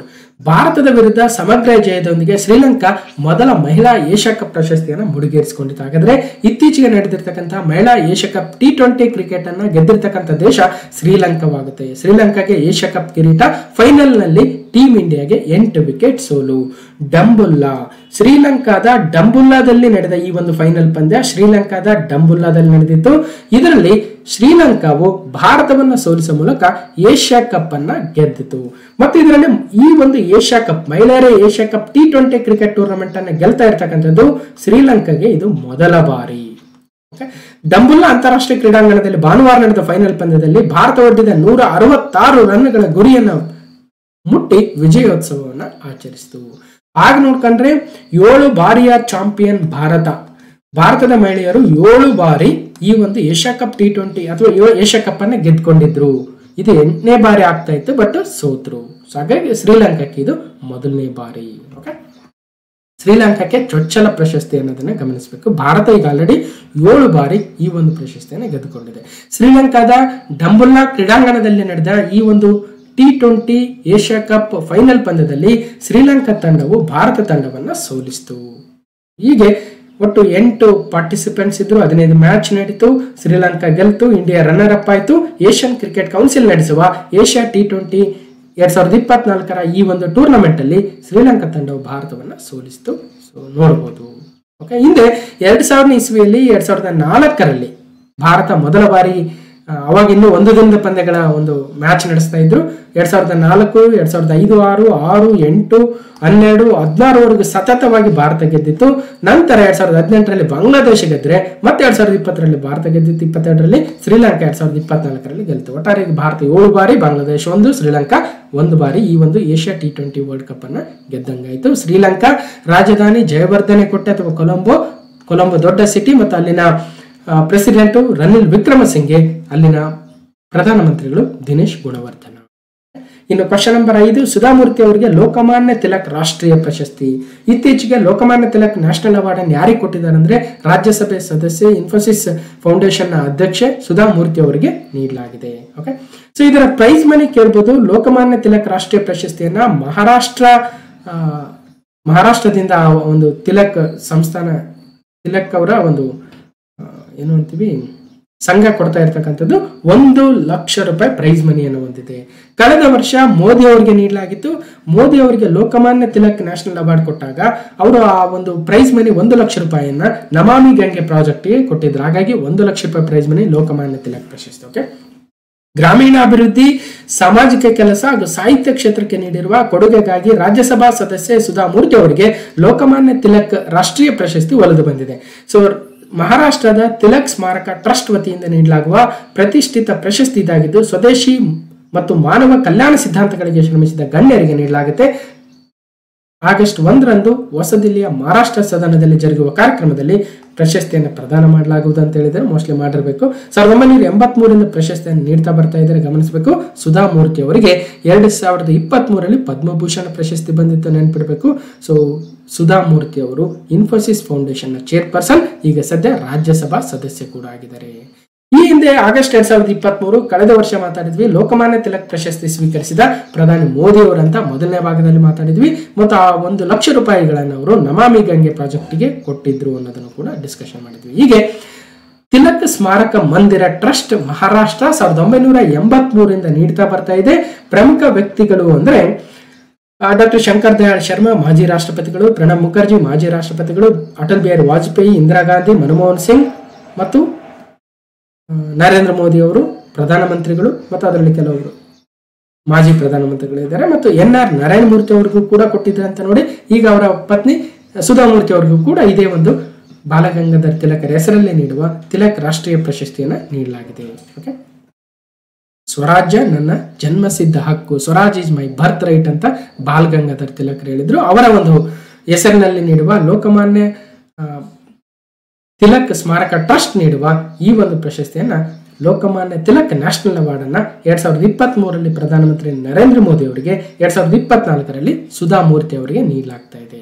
So question number 6, ಇತ್ತೀಚೆಗೆ ಯಾವ ದೇಶವು ಕೊಲಂಬಿಯಾವನ್ನ ಸೋಲಿಸುವ ಮೂಲಕ ತಮ್ಮ ಸತತ 2ನೇ ಕೋಪಾ ಅಮೆರಿಕಾ ಚಾಂಪಿಯನ್ಶಿಪ್ ಅನ್ನು ಪಡೆದುಕೊಂಡಿದೆ ಅಂದ್ರೆ recently which country secured the second consecutive Copa America championship by defeating Colombia ಅಂದ್ರೆ ಅರ್ಜೆಂಟೈನಾ ದೇಶವಾಗುತ್ತೆ. ಅರ್ಜೆಂಟೈನಾ ಕೊಲಂಬಿಯಾನ ಸೋಲಿಸುವ ಮೂಲಕ 16ನೇಯ ಕೋಪಾ ಅಮೆರಿಕಾ ಮತ್ತು ಸತತವಾಗಿ ತಮ್ಮ 2ನೇ ಕೋಪಾ ಅಮೆರಿಕಾ ಪ್ರಶಸ್ತಿಯನ್ನು ಗೆದ್ದಂತಾಗಿದೆ. ಸೊ ಈ ಅರ್ಜೆಂಟೈನಾ ಮತ್ತು ಕೊಲಂಬಿಯಾ ಏನ್ ಮ್ಯಾಚ್ ಆಯ್ತು ಏನಾಯ್ತು ಅಂತ ನಾವು 2024 ಫುಟ್ಬಾಲ್ ಟೂರ್ನಮೆಂಟ್ಸ್ ಅಲ್ಲಿ ಕೋಪಾ ಅಮೆರಿಕದ ಬಗ್ಗೆ ಕ್ಲಾಸ್ ನಂಬರ್ 587 ಅಲ್ಲಿ ಈಗ ಆಲ್ರೆಡಿ ಡಿಸ್ಕಷನ್ ಮಾಡಿದ್ವಿ. ಅದೇ ವಿಡಿಯೋದಲ್ಲಿ ಯೂರೋ ಕಪ್ ಫೈನಲ್ ಕೂಡ ನಡೆದಿತ್ತು. ಆ ಯೂರೋ ಕಪ್ ಅಲ್ಲಿ ಸ್ಪೇನ್ ಚಾಂಪಿಯನ್ಸ್ ಆದ್ರು ಅಂತ ಕೂಡ ಡಿಸ್ಕಷನ್ ಮಾಡಿದ್ವಿ. ಯಾರು ಆ ವಿಡಿಯೋಗಳನ್ನ ನೋಡಿಲ್ವೋ ಸೊ ಕ್ಲಾಸ್ ನಂಬರ್ 587 ಹೋಗಿ ನೋಡಬಹುದು. ಅದ್ರ ಬಗ್ಗೆ ಮತ್ತಷ್ಟು ಡೀಟೇಲ್ಸ್ ಅನ್ನ ನಾನು ಹೇಳಕ್ ಹೋಗಲ್ಲ. ಯಾರು ನಡೆಸಿದ್ರು ಆ ಒಂದು ಟೂರ್ನಮೆಂಟ್ ಕೋಪಾ ಅಮೆರಿಕವನ್ನ, ಅದರಲ್ಲಿ ಯಾರನ್ನ ಸೋಲ್ಸಿ ಗೆದ್ರು, ಮತ್ತೇನು ವಿಶೇಷತೆಗಳಿದ್ವು, ಎಷ್ಟನೇ ಕೋಪಾ ಅಮೆರಿಕಾ, ಏನು ಮೆಸ್ಸಿದ ಏನು ವಿಶೇಷತೆ, ಎಲ್ಲವನ್ನು ಕೂಡ ಈಗ ಆಲ್ರೆಡಿ ಮಾತಾಡಿದ್ವಿ. ಸೊ ಕೋಪಾ ಅಮೆರಿಕವನ್ನ ಅಮೆರಿಕ ನಡೆಸಿತ್ತು. ಸೊ ಅರ್ಜೆಂಟೈನಾ ಕೊಲಂಬಿಯಾವನ್ನು ಸೋಲಿಸುವ ಮೂಲಕ 2024ರ ಕೋಪಾ ಅಮೆರಿಕಾ ಫುಟ್ಬಾಲ್ ಟೂರ್ನಮೆಂಟ್ ಅನ್ನ ಗೆದ್ದಿದೆ. ಓಕೆ, ನೋಡ್ಬೋದು ಅರ್ಜೆಂಟೈನಾದ ಬಗ್ಗೆ ಡೀಟೇಲ್ಸ್ ಕೂಡ ಇದೆ, ಅರ್ಜೆಂಟೈನಾದ ಮ್ಯಾಪ್ ಕೂಡ ಇದೆ, ಮತ್ತು ಅದರ ಅಲ್ಲಿನ ಯಾರ್ಯಾರು ಮುಖ್ಯಸ್ಥರಂತ ಕೂಡ ಇದೆ. ಇನ್ನು ಕ್ವಶನ್ ನಂಬರ್ 7, ನಿವೃತ್ತಿ ಪ್ರಕಟಿಸಿದ ಆಂಡಿ ಮರ್ರೆ.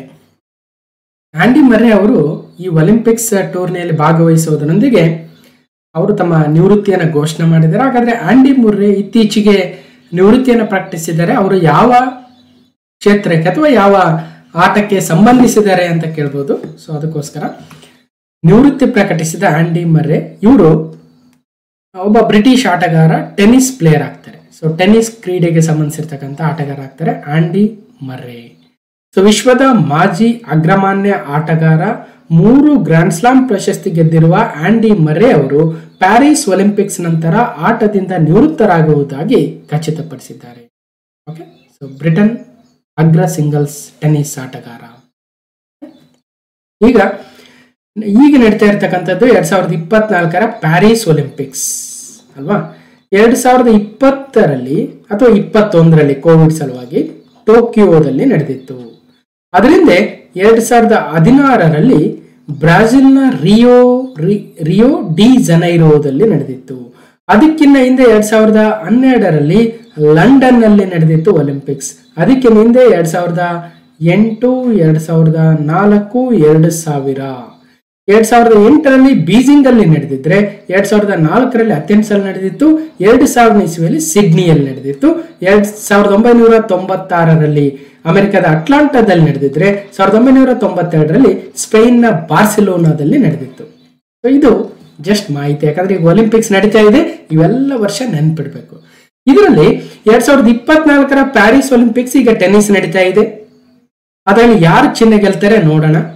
2020ರಲ್ಲಿ ಅಲೆಕ್ಸಾಂಡರ್ ಜ್ವೆರೇವ್ ಅವರು ಗೆದ್ದಿದ್ರು. 2016, 2012 ನೋಡಿ, 2012ರ ಲಂಡನ್ ಒಲಿಂಪಿಕ್ಸ್, 2012ರ ಲಂಡನ್ ಒಲಿಂಪಿಕ್ಸ್, 2016ರ ರಿಯೋ ಡಿ ಜನೈರೋ ಒಲಿಂಪಿಕ್ಸ್. ಈ ಲಂಡನ್ ಒಲಿಂಪಿಕ್ಸ್ 2012, 2016 ಬ್ರಾಜಿಲ್ನ ರಿಯೋ ಒಲಿಂಪಿಕ್ಸ್, ಇವೆರಡರಲ್ಲೂ ಕೂಡ ಚಿನ್ನವನ್ನ ಗೆದ್ದಿದ್ದಂತಹ ಆಂಡಿ ಮರ್ರೆ ಅವರು ಇವತ್ತು ನಿವೃತ್ತರಾಗ್ತಾ ಇದ್ದಾರೆ.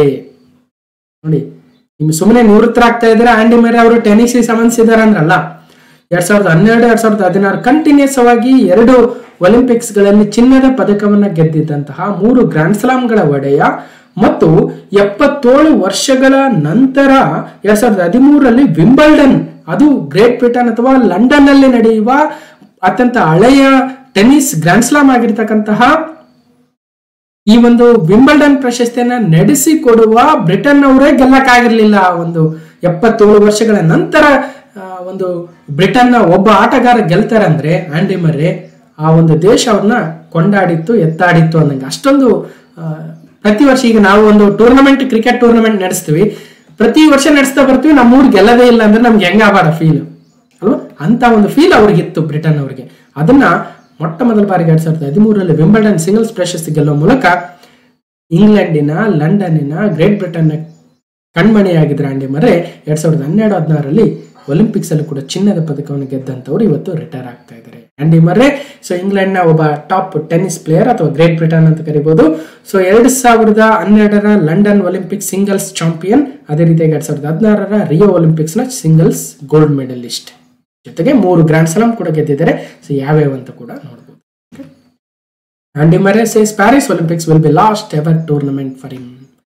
ಇನ್ನು question number 8, Abhinav Bindra Paris ಸಮಾರಂಭದಲ್ಲಿ ಒಲಿಂಪಿಕ್ ಆರ್ಡರ್ ಪ್ರಶಸ್ತಿಯನ್ನ ಪಡಿತಾ ಇದ್ದಾರೆ. Abhinav Bindra awarded Olympic order in Paris ceremony.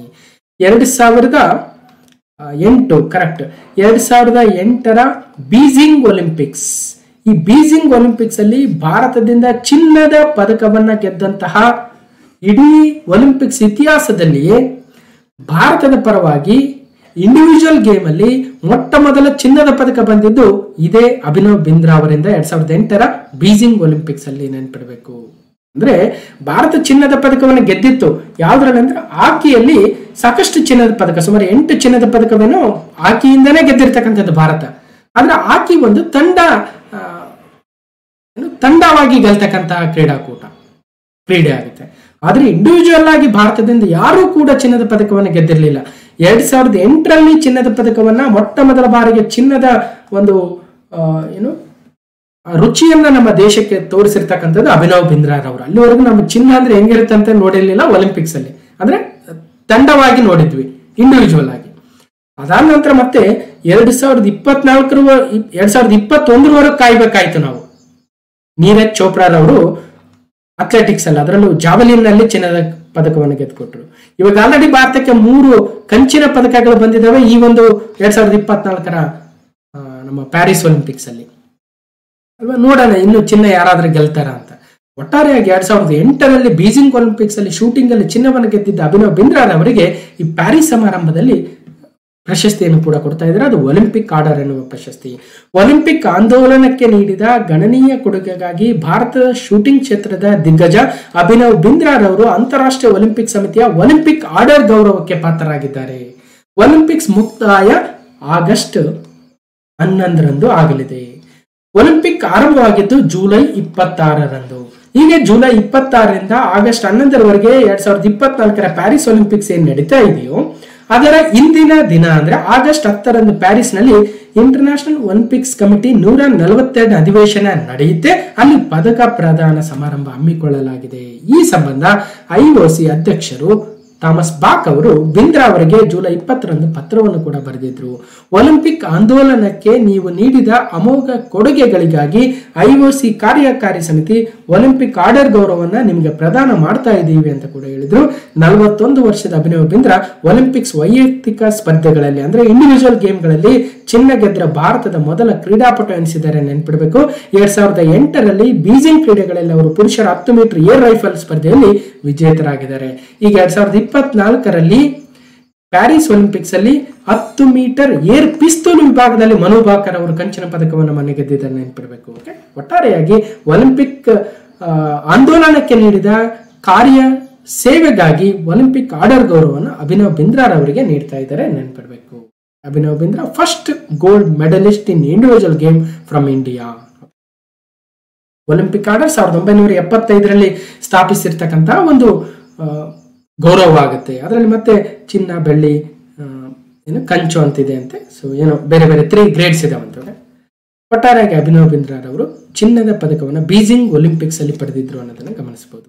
ಇನ್ನು ಪ್ಯಾರಿಸ್ ಒಲಿಂಪಿಕ್ಸ್ಗೂ ಮುನ್ನ ನೀತಾ ಅಂಬಾನಿ ಅವರು IOC ಸದಸ್ಯರಾಗಿ ಮರು ಆಯ್ಕೆಯಾಗಿದ್ದಾರೆ. ಇಂಟರ್ನ್ಯಾಷನಲ್ ಒಲಿಂಪಿಕ್ ಕಮಿಟಿಯ ಮೆಂಬರ್ ಆಗಿ ನೀತಾ ಅಂಬಾನಿ ಅವರು ಮತ್ತೊಮ್ಮೆ 2ನೇ ಅವಧಿಗೆ ಕೂಡ ರೀಎಲೆಕ್ಟ್ ಆಗಿದ್ದಾರೆ. ಸೊ IOC ಸದಸ್ಯರಾಗಿ ನೀತಾ ಅಂಬಾನಿ ಮರು ಆಯ್ಕೆ. ರಿಲಯನ್ಸ್ ಫೌಂಡೇಶನ್ ಅಧ್ಯಕ್ಷೆ ನೀತಾ ಅಂಬಾನಿ ಅವರು ಪ್ಯಾರಿಸ್ ಒಲಿಂಪಿಕ್ಸ್ಗೆ ಮುನ್ನ ಅಂತಾರಾಷ್ಟ್ರೀಯ ಒಲಿಂಪಿಕ್ ಸಮಿತಿ ಸದಸ್ಯರಾಗಿ ಅವಿರೋಧವಾಗಿ ಆಯ್ಕೆಯಾಗಿದ್ದಾರೆ.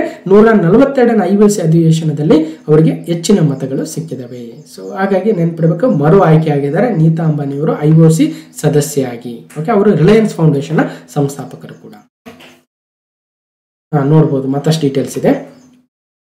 ಇನ್ನು ರಾಷ್ಟ್ರಪತಿ ಭವನದ ದರ್ಬಾರ್ ಹಾಲ್, ಅಶೋಕ ಹಾಲ್ಗಳ ಮರುನಾಮಕರಣ ಆಗಿದೆ. ದರ್ಬಾರ್ Hall of Rashtrapati Bhavan renamed as Ashoka Hall. ಹಾಗಾದ್ರೆ ಅಲ್ಲ, Darbar Hall and Ashoka Hall both rename ಆಗಿದ್ದಾವೆ. ದರ್ಬಾರ್ ಹಾಲ್ ಈಗ ಗಣತಂತ್ರ ಮಂಟಪ. ಹೀಗೆ ದರ್ಬಾರ್ ಹಾಲ್ ಅನ್ನ ಗಣತಂತ್ರ ಮಂಟಪ, ಅಶೋಕ ಹಾಲ್ ಅನ್ನ ಅಶೋಕ ಮಂಟಪ ಎಂದು ಮರುನಾಮಕರಣ ಮಾಡಲಾಗಿದೆ.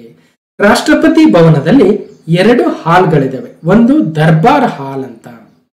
ದರ್ಬಾರ್ ಹಾಲ್ ನಲ್ಲಿ ರಾಷ್ಟ್ರೀಯ ಪುರಸ್ಕಾರಗಳ ಪ್ರದಾನ ಕಾರ್ಯಕ್ರಮ ಸೇರಿದಂತೆ ಮಹತ್ವದ ಸಭೆ ಸಮಾರಂಭಗಳು ಹಮ್ಮಿಕೊಳ್ಳಲಾಗುತ್ತೆ, ನೆನಪಿಡಬೇಕು. ದರ್ಬಾರ್ ಹಾಲ್ ಅಲ್ಲಿ ಆ ದರ್ಬಾರ್ ಹಾಲ್ ಅನ್ನ ಇನ್ನು ಮುಂದೆ ಗಣತಂತ್ರ ಮಂಟಪ ಅಂತ ಚೇಂಜ್ ಮಾಡ್ತಾರೆ. ಓಕೆ, ಹೀಗೆ ರಾಷ್ಟ್ರಪತಿ ಭವನದಲ್ಲಿನ ದರ್ಬಾರ್ ಹಾಲ್ ಅನ್ನ ಗಣತಂತ್ರ ಮಂಟಪ ಎಂದು, ಅಶೋಕ ಹಾಲ್ ಅನ್ನ ಅಶೋಕ ಮಂಟಪ ಎಂಬುದಾಗಿ ಮರುನಾಮಕರಣ ಮಾಡಿ ರಾಷ್ಟ್ರಪತಿಗಳ ಭವನದ ಆದೇಶ ಹೊರಬಿದ್ದಿದೆ. ರಾಷ್ಟ್ರಪತಿ ಭವನವು ಭಾರತದ ಸಾಂಸ್ಕೃತಿಕ ಮೌಲ್ಯಗಳು ಹಾಗೂ ಸಂಪ್ರದಾಯಗಳನ್ನ ಹೆಚ್ಚು ಪ್ರತಿಬಿಂಬಿಸುವಂತೆ ಮಾಡುವ ಪ್ರಯತ್ನದ ಭಾಗವಾಗಿ ಈ ಬದಲಾವಣೆಗಳನ್ನ ಮಾಡಿದೆ ಅಂತ ಹೇಳ್ತಾ ಇದ್ದಾರೆ. ಬ್ರಿಟಿಷರ ಆಳ್ವಿಕೆಯಲ್ಲಿ ಸಭಾಂಗಣಗಳನ್ನ ದರ್ಬಾರ್ ಎಂದು ಕರೆಯಲಾಗ್ತಾ ಇತ್ತು. ಭಾರತವು ಗಣತಂತ್ರವಾದ ನಂತರ ದರ್ಬಾರ್ ಎಂಬುದು ತನ್ನ ಪ್ರಸ್ತುತತೆಯನ್ನ ಕಳೆದುಕೊಂಡಿದೆ. ಹಾಗಾಗಿ ನಮಗೆ ಗಣತಂತ್ರ ಅಂತ ಅದಕ್ಕೆ ಹೆಸರಿಟ್ಟಿದ್ದೀವಿ ಅಂತ ಹೇಳ್ತಾ ಇದ್ದಾರೆ.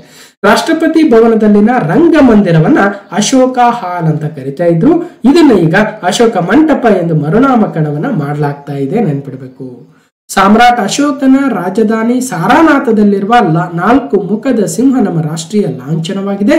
ಅಶೋಕ ಎಂಬುದು ಒಂದು ವೃಕ್ಷದ ಹೆಸರಾಗಿದ್ದು ಭಾರತೀಯರ ಧಾರ್ಮಿಕ ಪರಂಪರೆ, ಕಲೆ ಮತ್ತು ಸಂಸ್ಕೃತಿಯಲ್ಲಿನ ಈ ವೃಕ್ಷಕ್ಕೆ ಮಹತ್ವದ ಸ್ಥಾನ ಇದೆ. ಹಾಗಾಗಿ ನಾವು ದರ್ಬಾರ್ ಹಾಲನ್ನ ಗಣತಂತ್ರ ಮಂಟಪ ಮತ್ತು ಅಶೋಕ ಹಾಲನ್ನ ಅಶೋಕ ಮಂಟಪ ಎಂದು ಮರುನಾಮಕರಣ ಮಾಡ್ತೀವಿ ಅಂತ ಹೇಳಿದರೆ ಅದಕ್ಕೆ ಬೇರೆ ಬೇರೆ ಇಶ್ಯೂಸ್ ನಡೀತಾ ಇದ್ದಾವೆ. ಅದು ಒಟ್ಟಾರೆಯಾಗಿ ಏನು ಹೆಸರು ಕೊಟ್ಟಿದ್ದಾರೆ ಅಂತ ನೆನಪಿಡಬೇಕು.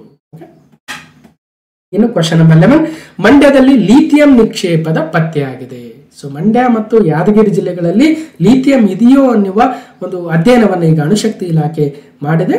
ಈಗ geological survey of India survey ಮಾಡಿದೆ. ಒಟ್ಟಾರೆಯಾಗಿ ಲಿಥಿಯಂ ಇತ್ತೀಚೆಗೆ ಎಲ್ಲಿ ಫೈಂಡ್ ಆಗಿದೆ ಅಂದ್ರೆ ನಮ್ಮ ಕರ್ನಾಟಕದ ಮಂಡ್ಯ ಜಿಲ್ಲೆ ಮತ್ತು ಯಾದಗಿರಿ ಜಿಲ್ಲೆಯಲ್ಲಿ ಕೂಡ ಕಂಡಿದೆ ಅಂತ ಹೇಳ್ತಾ ಇದ್ದಾರೆ. ರಾಜ್ಯಸಭೆಯಲ್ಲಿ ಸಚಿವರಿಂದ ಮಾಹಿತಿ. ಇಂಧನ ಸ್ವಾವಲಂಬನೆಯಲ್ಲಿ ಭಾರತಕ್ಕೆ ವರದಾನ, ಮಂಡ್ಯದಲ್ಲಿ ಲಿಥಿಯಂ ನಿಕ್ಷೇಪ.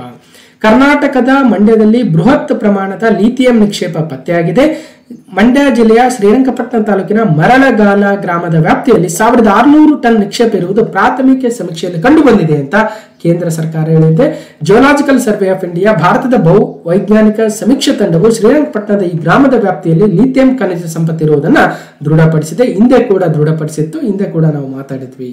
ಇದರಿಂದ ಭಾರತಕ್ಕೆ ಏನ್ ಲಾಭ ಆಗ್ತಾ ಇದೆ? ಅಮೆರಿಕ ನಂತರ ಭಾರತವು ಲಿಥಿಯಂ ಬ್ಯಾಟರಿಗಳ 2ನೇ ಅತಿ ದೊಡ್ಡ ಆಮದು ರಾಷ್ಟ್ರವಾಗಿದೆ. ಲಿಥಿಯಂ ಬ್ಯಾಟರಿಗಳು ಅಂದ್ರೆ ಈಗ ನಮ್ಮ ಮೊಬೈಲ್ ಅಲ್ಲಿ ಇರ್ತಕ್ಕಂಥ ಬ್ಯಾಟರಿ ಲಿಥಿಯಂ ಬ್ಯಾಟರಿ ಆಗಿರುತ್ತೆ. ಒಂದು ಲಿಥಿಯಂ ಅಯಾನ್ ಬ್ಯಾಟರಿ ಇಲ್ಲ ಲಿಥಿಯಂ ಪಾಲಿಮರ್ ಬ್ಯಾಟರಿ ಆಗಿರುತ್ತೆ. ಹೀಗೆ ಲಿಥಿಯಂ ಎಷ್ಟು ಇಂಪಾರ್ಟೆಂಟ್ ಅಂದ್ರೆ, ಸೊ ಲಿಥಿಯಂ ಇದ್ರೆ ಇವತ್ತು ನಮ್ಮ ಮೊಬೈಲ್ಗಳು ವರ್ಕ್ ಆಗ್ತವೆ. ಸೊ ಲಿಥಿಯಂ ಬ್ಯಾಟರಿಗಳಾಗಿರ್ಬೋದು ಅಥವಾ ಜನರಲ್ ಆಗಿ ಭಾರತ ಇವತ್ತು ನಮ್ಮ ಇಂಧನ ಪೆಟ್ರೋಲ್ ಡೀಸೆಲ್ ಗಾಡಿಗಳಿಂದ ನಾವು ಎಲೆಕ್ಟ್ರಿಕ್ ವಾಹನಗಳತ್ತ ವಾಲ್ತಾ ಇದ್ದೀವಿ. ಅಂತ ಸಂದರ್ಭದಲ್ಲಿ ನಮಗೆ ಲಿಥಿಯಂ ಎಷ್ಟು ಅವಶ್ಯಕತೆ ಇದೆ. ಆದ್ರೆ ಲಿಥಿಯಂ ನಮ್ಮ ದೇಶದಲ್ಲಿ ಆಮದು ಮಾಡ್ಕೊಳ್ತಾ ಇದ್ದೀವಿ. ಹಾಗಾಗಿ 2022ರಲ್ಲಿ ಭಾರತವು ಚೀನಾ ಮತ್ತು ಜಪಾನಿಂದ 1.54 ಲಕ್ಷ ಬ್ಯಾಟರಿಗಳನ್ನು ಆಮದು ಮಾಡಿಕೊಂಡಿದೆ. ಮೊಬೈಲು, ಎಲೆಕ್ಟ್ರಿಕ್ ಕಾರ್ ಸೇರಿದಂತೆ ಅನೇಕ ಎಲೆಕ್ಟ್ರಿಕ್ ಉಪಕರಣಗಳ ಜೀವದಾತ ಎನಿಸಿರುವ ಲಿಥಿಯಂ ಖನಿಜವು ಭಾರತದ ಪಾಲಿಗೆ ಬಹುಮುಖ್ಯವಾಗಿದೆ. ಹೀಗಾಗಿ ಇಂದಿಯೇ ಜಮ್ಮು ಕಾಶ್ಮೀರ ಮತ್ತು ಮಂಡ್ಯದಲ್ಲಿ ಪತ್ತೆಯಾಗಿರುವ ಲಿಥಿಯಂ ನಿಕ್ಷೇಪವು ಮುಂಬರುವ ದಿನಗಳಲ್ಲಿ ಭಾರತದ ಪಾಲಿಗೆ ದೊಡ್ಡ ವರದಾನವಾಗಲಿದೆ ಅಂತ ತಜ್ಞರು ಹೇಳ್ತಾ ಇದ್ದಾರಂತೆ. ಲಿಥಿಯಂ ಅದಿರು ಬಂಡೆಗಲ್ಲಿಗೆ ಅಂಟಿಕೊಂಡಿರುತ್ತೆ. ಬಂಡೆಗಳನ್ನು ಪುಡಿ ಮಾಡಿ ಲಿಥಿಯಂ ಅನ್ನು ಬೇರ್ಪಡಿಸಲು ಅತ್ಯಾಧುನಿಕ ಮಷಿನ್ಗಳ ಅಗತ್ಯ ಇದೆ. ಒಂದು ಸವಾಲಿದೆ ಇದನ್ನು ಹೊರತೆಗೆಯುವ ಪ್ರಕ್ರಿಯೆ ಅಪಾರ ಪ್ರಮಾಣದ ಇಂಧನ ವೆಚ್ಚವನ್ನು ಕೂಡ ಬಯಸುತ್ತೆ. ಭೂಮಿಯಿಂದ ಹೊರತೆಗೆದ ಅದರಿಂದ ಲಿಥಿಯಂ ಬೇರ್ಪಡಿಸಲು ಭಾರೀ ಪ್ರಮಾಣದ ನೀರು ಅವಶ್ಯಕವಾಗಿದೆ. ನೀರಿನ ಜೊತೆ ಲಿಥಿಯಂ ವರ್ತಿಸಿ ಮುಕ್ತ ಪ್ರದೇಶದಲ್ಲಿ ನೀರು ಆವಿಯಾಗಲು ವ್ಯವಸ್ಥೆ ಮಾಡಲಾಗುತ್ತೆ. ನೀರು ಆವಿಯಾಗಲು 1.5 ವರ್ಷ ಬೇಕಾಗುತ್ತಂತೆ. 1 ಟನ್ ಲಿಥಿಯಂ ತೆಗೆಯಲು 22 ಲಕ್ಷ ಲೀಟರ್ ನೀರು ಅವಶ್ಯ ಇದೆ. ಹೀಗೆ ಸಾಕಷ್ಟು ಕಷ್ಟ ಇದೆ ಲಿಥಿಯಂನ ಹೊರತೆಗೆಯೋದಕ್ಕೆ. ಒಟ್ಟಾರೆಯಾಗಿ 1600 ಟನ್ ನಿಕ್ಷೇಪ ಮಂಡ್ಯದಲ್ಲಿ ಪತ್ತೆಯಾಗಿದೆ. ಜೊತೆಗೆ ನೋಡಿದ್ವಿ ಇದು ಆಲ್ರೆಡಿ. ಈಗ ಯಾದಗಿರಿಯಲ್ಲೂ ಕೂಡ ಸಮೀಕ್ಷೆ ಆಗಿದೆ, ಅಲ್ಲೂ ಕೂಡ ಇದೆ ಅನ್ನುವ ಒಂದು ಅಂಶಗಳು ಹೊರಬರ್ತಾ ಇದೆ. ನೋಡೋಣ. ಬ್ಯಾಟ್ರಿಗಳ ಅಗ್ಗ ಆಗ್ತವೆ ಒಂದು ವೇಳೆ ಭಾರತದಲ್ಲೇ ಈ ಲಿಥಿಯಂ ಸರಿಯಾಗಿ ನಾವು ಹೊರತೆಗೆದ್ರೆ ಡೆಫಿನೆಟ್ಲಿ ನಮ್ಮ ಬ್ಯಾಟ್ರಿಗಳು ಅಗ್ಗ ಆಗ್ತವೆ. ಆ ಮೂಲಕ ಭವಿಷ್ಯದ ಸಾರಿಗೆ ವ್ಯವಸ್ಥೆಯಲ್ಲಿ ಎಲೆಕ್ಟ್ರಿಕ್ ಕಾರ್ ಬೈಕ್ಗಳದೇ ಹವಾ ಇರಲಿದೆ. ಗೊತ್ತಿದೆ. ಪೆಟ್ರೋಲ್ ಮತ್ತು ಡೀಸೆಲ್ ಆಮದು ವೆಚ್ಚ ತಗ್ಗಿಸಲು ಕೇಂದ್ರ ಸರ್ಕಾರವು ಎಲೆಕ್ಟ್ರಿಕ್ ವಾಹನಗಳ ತಯಾರಿಕೆಗೆ ಸಬ್ಸಿಡಿ ರೂಪದಲ್ಲಿ ಉತ್ತೇಜನ ನೀಡ್ತಾ ಇದೆ. ಲಿಥಿಯಂ ಅಯಾನ್ ಬ್ಯಾಟರಿಗಳೇ ಎಲೆಕ್ಟ್ರಿಕ್ ವಾಹನಗಳ ಜೀವಾಳ. ಹಾಗಾಗಿ ಒಂದು ವೇಳೆ ಲಿಥಿಯಂ ಹೆಚ್ಚಿನ ಪ್ರಮಾಣದಲ್ಲಿ ನಮ್ಮ ದೇಶದಲ್ಲಿ ಉತ್ಪಾದನೆ ಆದರೆ ಆಮದು ಕಡಿಮೆ ಆಗುತ್ತೆ. ನಮ್ಮ ದೇಶದಲ್ಲಿ ಉತ್ಪಾದನೆ ಆಗೋದ್ರಿಂದ ರೇಟ್ ಕಡಿಮೆ ಆಗುತ್ತೆ. ಒಟ್ಟಾರೆಯಾಗಿ ಎಲೆಕ್ಟ್ರಿಕ್ ವಾಹನಗಳ ಬೆಲೆ ತಗ್ಗುತ್ತೆ. ಮೊಬೈಲ್ ಬೆಲೆಗಳು ಕೂಡ ತಗ್ತಾ ಇದ್ದಾವೆ. So jackpot for Karnataka, lithium deposits found in Karnataka's Mandya and Yadagiri districts. Okay. ನೋಡಬಹುದು. ಇನ್ನಷ್ಟು ಡೀಟೇಲ್ಸ್ ಕೂಡ ಇದೆ. ಲಿಥಿಯಂದು ಏನೇನು ವಿಶೇಷತೆ, ಎಲ್ಲೆಲ್ಲಿದೆ, ಏನೇನಂತ ನೋಡೋಣ. ಇದು ಮತ್ತಷ್ಟು ಸುದ್ದಿಗೆ ಬಂದಾಗ ಇನ್ನಷ್ಟು ಡೀಟೇಲ್ಸ್ ಅನ್ನ ಪಡೆಯೋಣ. ಸೊ ಕ್ವಶನ್ ನಂಬರ್ 12, ದೇಶದಲ್ಲಿ ಕಳೆದ 5 ವರ್ಷಗಳಲ್ಲಿ ಎಷ್ಟು ಹುಲಿಗಳು ಸತ್ತಿದ್ದಾವೆ ಅಂದ್ರೆ 628 ಹುಲಿಗಳು ಸಾವನ್ನಪ್ಪಿದ್ದಾವೆ. 5 ವರ್ಷಗಳಲ್ಲಿ 628 ಹುಲಿಗಳು ಸಾವನ್ನಪ್ಪಿದ್ದಾವೆ. ಸೊ ಬೇಟೆ ಸೇರಿದಂತೆ ನೈಸರ್ಗಿಕ ಕಾರಣಗಳು ಮತ್ತು ಇತರ ಕಾರಣಗಳಿಂದಾಗಿ ಕಳೆದ 5 ವರ್ಷಗಳಲ್ಲಿ ದೇಶದಲ್ಲಿ ಸುಮಾರು 628 ಹುಲಿಗಳು ಸಾವಿಗೀಡಾಗಿವೆ ಅಂತ ಕೇಂದ್ರ ಸರ್ಕಾರ ಹೇಳಿದೆ. NTCA national tiger conservation authority ಅಥವಾ ರಾಷ್ಟ್ರೀಯ ಹುಲಿ ಸಂರಕ್ಷಣಾ ಪ್ರಾಧಿಕಾರದ ಪ್ರಕಾರ ಈ ಅವಧಿಯಲ್ಲಿ ಹುಲಿ ದಾಳಿಯಲ್ಲಿ 349 ಜನರು ಕೂಡ ಮೃತಪಟ್ಟಿದ್ದಾರಂತೆ. ಮಹಾರಾಷ್ಟ್ರ ಒಂದರಲ್ಲಿ 200 ಜನ ಸಾವನ್ನಪ್ಪಿದ್ದಾರೆ. ದೇಶದಲ್ಲಿ 2019ರಲ್ಲಿ 96 ಹುಲಿಗಳು, 2020ರಲ್ಲಿ 106 ಹುಲಿಗಳು, 21ರಲ್ಲಿ 127, 22ರಲ್ಲಿ 121 ಮತ್ತು 2023ರಲ್ಲಿ 178 ಹುಲಿಗಳು. ಹೀಗೆ ಕಳೆದ 5 ವರ್ಷದಲ್ಲಿ ಸುಮಾರು 628 ಹುಲಿಗಳು ಸಾವನ್ನಪ್ಪಿದ್ದಾವೆ ಅಂತ ಕೇಂದ್ರದ ಪರಿಸರ ಖಾತೆ ಸಚಿವರು ಹೇಳಿದ್ದಾರೆ. ನೋಡಬಹುದು, ಸಾಕಷ್ಟು ಹುಲಿಗಳು ಸಾವನ್ನಪ್ತಾ ಇದ್ದಾವೆ. ಒಂದ್ ಕಡೆ ಹುಲಿಗಳ ಸಂಖ್ಯೆ ಹೆಚ್ಚಾಗ್ತಾ ಇದೆ, ಬಟ್ ಸಾವನ್ನಪ್ತಕ್ಕಂಥ ಸಂಖ್ಯೆ ಕೂಡ ಹೆಚ್ಚಾಗ್ತಾ ಇದೆ. ಹಾಗಾದ್ರೆ ಟೈಗರ್ ಸೆನ್ಸಸ್ ಮೇಲೆ ಸಪರೇಟ್ ವಿಡಿಯೋ ಮಾಡಿದ್ವಿ, ಹೋಗಿ ನೋಡಿರ್ಬೋದು. ಟೈಗರ್ ಒಂದು ನಮ್ಮ ರೆಡ್ ಲಿಸ್ಟ್ ಅಲ್ಲಿ, IUCN ರೆಡ್ ಲಿಸ್ಟ್ ಅಲ್ಲಿ ಎಂಡ್ಯಾಂಜರ್ಡ್ ಆಗಿದೆ, ಕ್ರಿಟಿಕಲ್ ಅಲ್ಲ, ಎಂಡ್ಯಾಂಜರ್ಡ್ ಆಗಿದೆ, ನೆನ್ಪಿಡ್ಬೇಕು. ಸೊ ನೋಡ್ಬೋದು, ಮತ್ತಷ್ಟು ಡೀಟೇಲ್ಸ್ ಕೂಡ ಇದೆ. ಭಾರತದಲ್ಲಿ ಹುಲಿ ಗಣತಿ ಬಗ್ಗೆ ಕೂಡ ಮಾತಾಡಿದ್ವಿ. ಇನ್ನು ಕ್ವಶನ್ ನಂಬರ್ 13, ಇತ್ತೀಚೆಗೆ ಸುದ್ದಿಯಲ್ಲಿ ಕಂಡು ಬಂದ ಆಪರೇಷನ್ ನಾನೇ ಫರಿಷ್ತೆ ಅಂತ. ಆಪರೇಷನ್ ನಾನೇ ಫರಿಷ್ತೆ ಯಾವ ಸಂಸ್ಥೆಗೆ ಸಂಬಂಧಿಸಿದೆ? Operation Nanhe Farishte recently seen in the news is related to which organisation? DRDO, railway protection force, ISRO, ಮಹಿಳಾ ಮತ್ತು ಮಕ್ಕಳ ಕಲ್ಯಾಣ ಅಭಿವೃದ್ಧಿ ಸಚಿವಾಲಯ ಅಂದ್ರೆ ರೈಲ್ವೆ ರಕ್ಷಣಾ ಪಡೆ RPF ಅಥವಾ ರೈಲ್ವೆ ಪ್ರೊಟೆಕ್ಷನ್ ಫೋರ್ಸ್ ಅವರಿಗೆ ಸಂಬಂಧಿಸಿರ್ತಕ್ಕಂಥ ಒಂದು ಕಾರ್ಯಕ್ರಮ ಅಂದ್ರೆ ಅದು ಆಪರೇಷನ್ ನಾನೇ ಫರಿಷ್ತೆ ಅಂತ. ಏನಿದು? 84,119 ಮಕ್ಕಳನ್ನ ರೆಸ್ಕ್ಯೂ ಮಾಡಿದರೆ ಆಪರೇಷನ್ ನಾನೇ ಫರಿಷ್ತೆ ಅಂಡರ್ ಅಲ್ಲಿ ಲಾಸ್ಟ್ 7 years ಅಲ್ಲಿ. ಅಂದ್ರೆ ಈಗ ರೈಲ್ವೆ ಪ್ರೊಟೆಕ್ಷನ್ ಫೋರ್ಸ್ ರೈಲ್ವೆ ನಿಲ್ದಾಣಗಳಲ್ಲಿ ಕಳೆದು ಹೋಗಿರ್ತಕ್ಕಂಥ ಮಕ್ಕಳು ಅಥವಾ ಇನ್ನೊಂದು ಯಾವುದೋ ವಿಚಾರವಾಗಿ ಮಕ್ಕಳಲ್ಲಿ ಕಳೆದು ಹೋಗಿರ್ತಾರೆ ಅಂತವರನ್ನ ರಕ್ಷಣೆ ಮಾಡ್ತಕ್ಕಂತಹ ಕೆಲಸವನ್ನ ರೈಲ್ವೆ ಪ್ರೊಟೆಕ್ಷನ್ ಫೋರ್ಸ್ ಮಾಡ್ತಾ ಇದೆ. ಕಳೆದ 7 ವರ್ಷಗಳಲ್ಲಿ ಸುಮಾರು 85,000 ಮಕ್ಕಳನ್ನ ನಾವು ರಕ್ಷಣೆ ಮಾಡಿದೀವಿ. ಅಂದ್ರೆ ರನ್ಅವೇ, ಅಬಂಡನ್ಡ್, ಇಂಪವರಿಶ್ಡ್, ಡಿಸೇಬಲ್ಡ್, ಕಿಡ್ನಾಪ್ಡ್ ಚಿಲ್ಡ್ರನ್ಗಳು ಏನಿರ್ತಾರೆ ಅಂತವ್ರನ್ನೆಲ್ಲ ರೈಲ್ವೆ ನಿಲ್ದಾಣದ ಅಪಾಯದಲ್ಲಿರ್ತಕ್ಕಂಥ ಮಕ್ಕಳನ್ನ ರಕ್ಷಣೆ ಮಾಡಿ ಆಯಾ ಜಿಲ್ಲೆಗಳ ಮಕ್ಕಳ ಕಲ್ಯಾಣ ಸಮಿತಿಗೆ ಹಸ್ತಾಂತರವನ್ನು ಮಾಡೋದ್ರಲ್ಲಿ ನಮ್ಮ RPF ಮುಂದಾಗ್ತಾ ಇದೆ, ರೈಲ್ವೆ ಪ್ರೊಟೆಕ್ಷನ್ ಫೋರ್ಸ್. ಆ ಕೆಲಸಕ್ಕೆ ಆಪರೇಷನ್ ನಾನೇ ಫರಿಷ್ತೆ ಅಂತ ಹೆಸರು ಕೊಟ್ಟಿದ್ದಾರೆ. 2018ರಲ್ಲಿ ಆರಂಭಿಸಲಾಗಿತ್ತು RPF, ರೈಲ್ವೆ ಪ್ರೊಟೆಕ್ಷನ್ ಫೋರ್ಸ್, ನೆನ್ಪಿಡ್ಬೇಕು. ಇನ್ನು ಇತ್ತೀಚೆಗೆ ಸುದ್ದಿಯಲ್ಲಿ ಕಂಡು ಬರುವ MV ಸಮುದ್ರ ಬದಲಾವಣೆ, MV C change MVC change ಯಾವುದಕ್ಕೆ ಸಂಬಂಧಿಸಿದೆ ಅಂದ್ರೆ ಇದೊಂದು world first commercial passenger ferry 100% powered by hydrogen fuel ಅಂದ್ರೆ 100% ಹೈಡ್ರೋಜನ್ ಇಂಧನದಿಂದ ನಡೆಸಲ್ಪಡುವ ವಿಶ್ವದ ಮೊದಲ ವಾಣಿಜ್ಯ ಪ್ರಯಾಣಿಕ ದೋಣಿ ಅಂದ್ರೆ ಅದು MVC ಚೇಂಜ್ ಆಗುತ್ತೆ.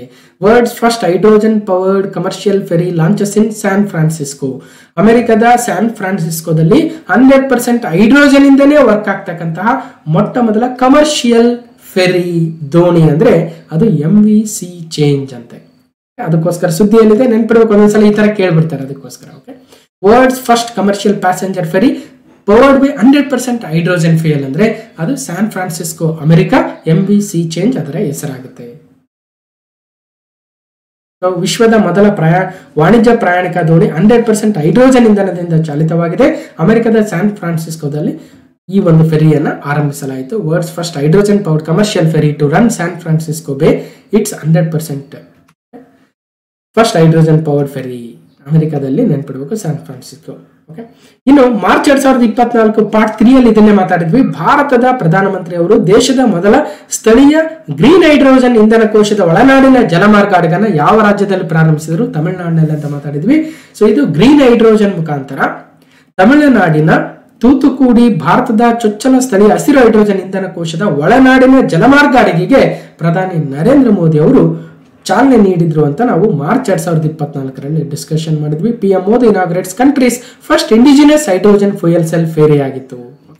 So MVC change world first hydrogen fuel 100% commercial ferry ಆಗುತ್ತೆ, ನೆನ್ಪಿಡ್ಬೇಕು. ಇನ್ನು ಕ್ವಶನ್ ನಂಬರ್ 15, ಇತ್ತೀಚೆಗೆ ಸುದ್ದಿಯಲ್ಲಿ ಕಂಡುಬರುವ ಡೇವಿಸ್ ಸ್ಟ್ರೈಟ್ ಯಾವ ಎರಡು ಪ್ರದೇಶಗಳ ನಡುವೆ ಇದೆ? Davis Strait recently seen in the news is located between which 2 regions ಅಂತ? Alaska Russia, Greenland Canada, Siberia Canada, Iceland Norway. ಅಂದ್ರೆ ಗ್ರೀನ್ಲ್ಯಾಂಡ್ ಮತ್ತು ಕೆನಡಾಗಳ ನಡುವೆ ಇರ್ತಕ್ಕಂತಹ ನೋಡಬಹುದು, ಇದು ಗ್ರೀನ್ಲ್ಯಾಂಡ್, ಇದು ಕೆನಡಾ, ಮತ್ತೆ ಡೇವಿಸ್ ಸ್ಟ್ರೈಟ್ ಅಥವಾ ಡೇವಿಸ್ ಕೊಲ್ಲಿ ಇದೆ. ಕೆನಡಾ ಮತ್ತು ಗ್ರೀನ್ಲ್ಯಾಂಡ್ ನಡುವಿನ ಡೇವಿಸ್ ಜಲಸಂಧಿಯಲ್ಲಿ ಸೂಕ್ಷ್ಮ ಖಂಡವನ್ನ ಕಂಡುಹಿಡಿಯಲಾಗಿದೆ. So micro continent has been discovered in the Davis Strait between Canada and Greenland. ಲಕ್ಷಾಂತರ ವರ್ಷಗಳ ಹಿಂದೆ ರೂಪುಗೊಂಡ ಸುಮಾರು 19ರಿಂದ 24 ಕಿಲೋಮೀಟರ್ ದಪ್ಪದ ಭೂಖಂಡದ ಹೊರಪದರವನ್ನ ಹೊಂದಿದ್ದು ಇದನ್ನು ಈಗ Davis Strait proto micro continent ಅಂತ ಹೇಳಲಾಗಿದೆ. ಒಟ್ಟಾರೆಯಾಗಿ ಗ್ರೀನ್ಲ್ಯಾಂಡ್ ಮತ್ತು ಕೆನಡಾಗಳ ಮಧ್ಯೆ ಇರುವ ಡೇವಿಸ್ ಸ್ಟ್ರೈಟ್ ಅಥವಾ ಡೇವಿಸ್ ಕೊಲ್ಲಿಯಲ್ಲಿ ಒಂದು ಮೈಕ್ರೋ ಕಾಂಟಿನೆಂಟ್ ಅನ್ನ, ಒಂದು ಸಣ್ಣ ಖಂಡವನ್ನ ಆ ಒಂದು ನೀರಿನ ಆಳದಲ್ಲಿ ಕಂಡುಹಿಡಿಯಲಾಗಿದೆ. 650 ಕಿಲೋಮೀಟರ್ ಉತ್ತರದಿಂದ ದಕ್ಷಿಣಕ್ಕೆ 200ರಿಂದ 400 ಮೈಲುಗಳಷ್ಟು ಅಗಲವಾಗಿರ್ತಕ್ಕಂಥ ಈ ಒಂದು ಖಂಡವನ್ನ ಮತ್ತು ಇದನ್ನ ಕಂಡುಹಿಡಿಯಲಾಗಿದೆ. ಅಲ್ಲ, ಈ ಒಂದು ಜಲಸಂಧಿ ಅಷ್ಟು ದೊಡ್ಡದಿದೆ, ಆ ಖಂಡ ಅಲ್ಲ, ಜಲಸಂಧಿ. ಓಕೆ, ಮತ್ತೆ ಇದು ಯಾವ ಸಮುದ್ರಗಳನ್ನ ಜೋಡಿಸುತ್ತೆ ಅಂದ್ರೆ ಒಂದು ಅಟ್ಲಾಂಟಿಕ್ ಮತ್ತು ಪೆಸಿಫಿಕ್ ಸಾಗರಗಳನ್ನ ಜೋಡಿಸ್ತಕ್ಕಂಥ ಕೆಲಸವನ್ನ ಈ ಡೇವಿಸ್ ಸ್ಟ್ರೈಟ್ ಮಾಡುತ್ತೆ ಅನ್ನೋದನ್ನ ಗಮನಿಸಬಹುದು. ಈಗ ಅಲ್ಲಿ ಯಾವುದೋ ಒಂದು ಮೈಕ್ರೋ ಕಾಂಟಿನೆಂಟ್ ಕಂಡುಹಿಡಿದಿದ್ದಾರೆ, ಅದಕ್ಕೋಸ್ಕರ ಸುದ್ದಿಯಲ್ಲಿದೆ. ಒಟ್ಟಾರೆಯಾಗಿ ಈ ಮೈಕ್ರೋ ಕಾಂಟಿನೆಂಟ್ ಕಂಡುಹಿಡಿದಿದ್ದಕ್ಕೆ ಈ ಡೇವಿಸ್ ಸ್ಟ್ರೈಟ್ ಸುದ್ದಿಯಲ್ಲಿದೆ. ಇದು ಯಾವ ಎರಡು ದೇಶಗಳ ಮಧ್ಯೆ ಇದೆ ಅಂದ್ರೆ ಗ್ರೀನ್ಲ್ಯಾಂಡ್ ಮತ್ತು ಕೆನಡಾಗಳ ಮಧ್ಯೆ ಇದೆ. ಸೊ ಇದು ಪೆಸಿಫಿಕ್ ಓಷಿಯನ್ ಅಟ್ಲಾಂಟಿಕ್ ಓಷಿಯನ್ ಜೊತೆ ಸೇರಿಸ್ತಕ್ಕಂಥ ಕೆಲಸವನ್ನ ಮಾಡುತ್ತೆ. ಸೊ ಯಾವುದು? Davis Strait. ಯಾವ ದೇಶದ ಮಧ್ಯೆ ಬರುತ್ತೆ ಆ ದೇಶದ ಮುಖ್ಯಸ್ಥರು ಯಾರು ನೋಡಿ. ಗ್ರೀನ್ಲ್ಯಾಂಡ್ ಒಂದ್ ಕಡೆ ಆದ್ರೆ ಡೆನ್ಮಾರ್ಕ್ನ ಮತ್ತಷ್ಟು ಡೀಟೇಲ್ಸ್ ಕೂಡ ಇದೆ, ನೋಡ್ಬೋದು. ಕೆನಡಾ ಡೀಟೇಲ್ಸ್ ಇದೆ. ಕೆನಡಾದ ಪ್ರಧಾನಿ ಜಸ್ಟಿನ್ ಟ್ರೂಡೋ, ಬಹಳ ಸುದ್ದಿಯಲ್ಲಿರ್ತಾರೆ, ಒಂದು ಎಕ್ಸಾಮ್ ಅಲ್ಲಿ ಮೊನ್ನೆ ಕೇಳಿದ್ರು. ಸೊ ಜಸ್ಟಿನ್ ಟ್ರೂಡೋ ಯಾವ ದೇಶದ ಪ್ರಧಾನಿ ಅಂದ್ರೆ ಕೆನಡಾ ದೇಶದ ಪ್ರಧಾನಿಗಳು. ಇಷ್ಟು ಜುಲೈ 2024ರ ಪಾರ್ಟ್ 8ರ ಪ್ರಮುಖ ಪ್ರಚಲಿತ ಘಟನೆಗಳಾಗಿತ್ತು. ಹೇಗೆ ಅನಿಸ್ತು ಅಂತ ಕಮೆಂಟ್ ಮೂಲಕ ತಿಳಿಸಿ, ಮತ್ತು ಈ ಎಲ್ಲ ವಿಡಿಯೋಗಳನ್ನು ನೋಡಿ ಜೊತೆಗೆ ನಮ್ಮ ಟೀಮ್ಗೆ ಸಪೋರ್ಟ್ ಅನ್ನು ಮಾಡಿ, ನಿಮ್ಗೆ ಏನೇ ಇಶ್ಯೂ ಇದ್ರೂ ಕೂಡ ಇಮೇಲ್ ಮುಖಾಂತರ ತಿಳಿಸಿ ಅಂತ ಹೇಳ್ತಾ, ಸೊ ಈ ವಿಡಿಯೋನ ಕಂಪ್ಲೀಟ್ ಆಗಿ ನೋಡಿರ್ತಕ್ಕಂಥ ಎಲ್ಲರಿಗೂ ಧನ್ಯವಾದಗಳು. ಮತ್ತೆ ಮುಂದಿನ ವಿಡಿಯೋದಲ್ಲಿ ಸಿಗ್ತೀನಿ ಅಂತ ಹೇಳ್ತಾ, ಥ್ಯಾಂಕ್ ಯು.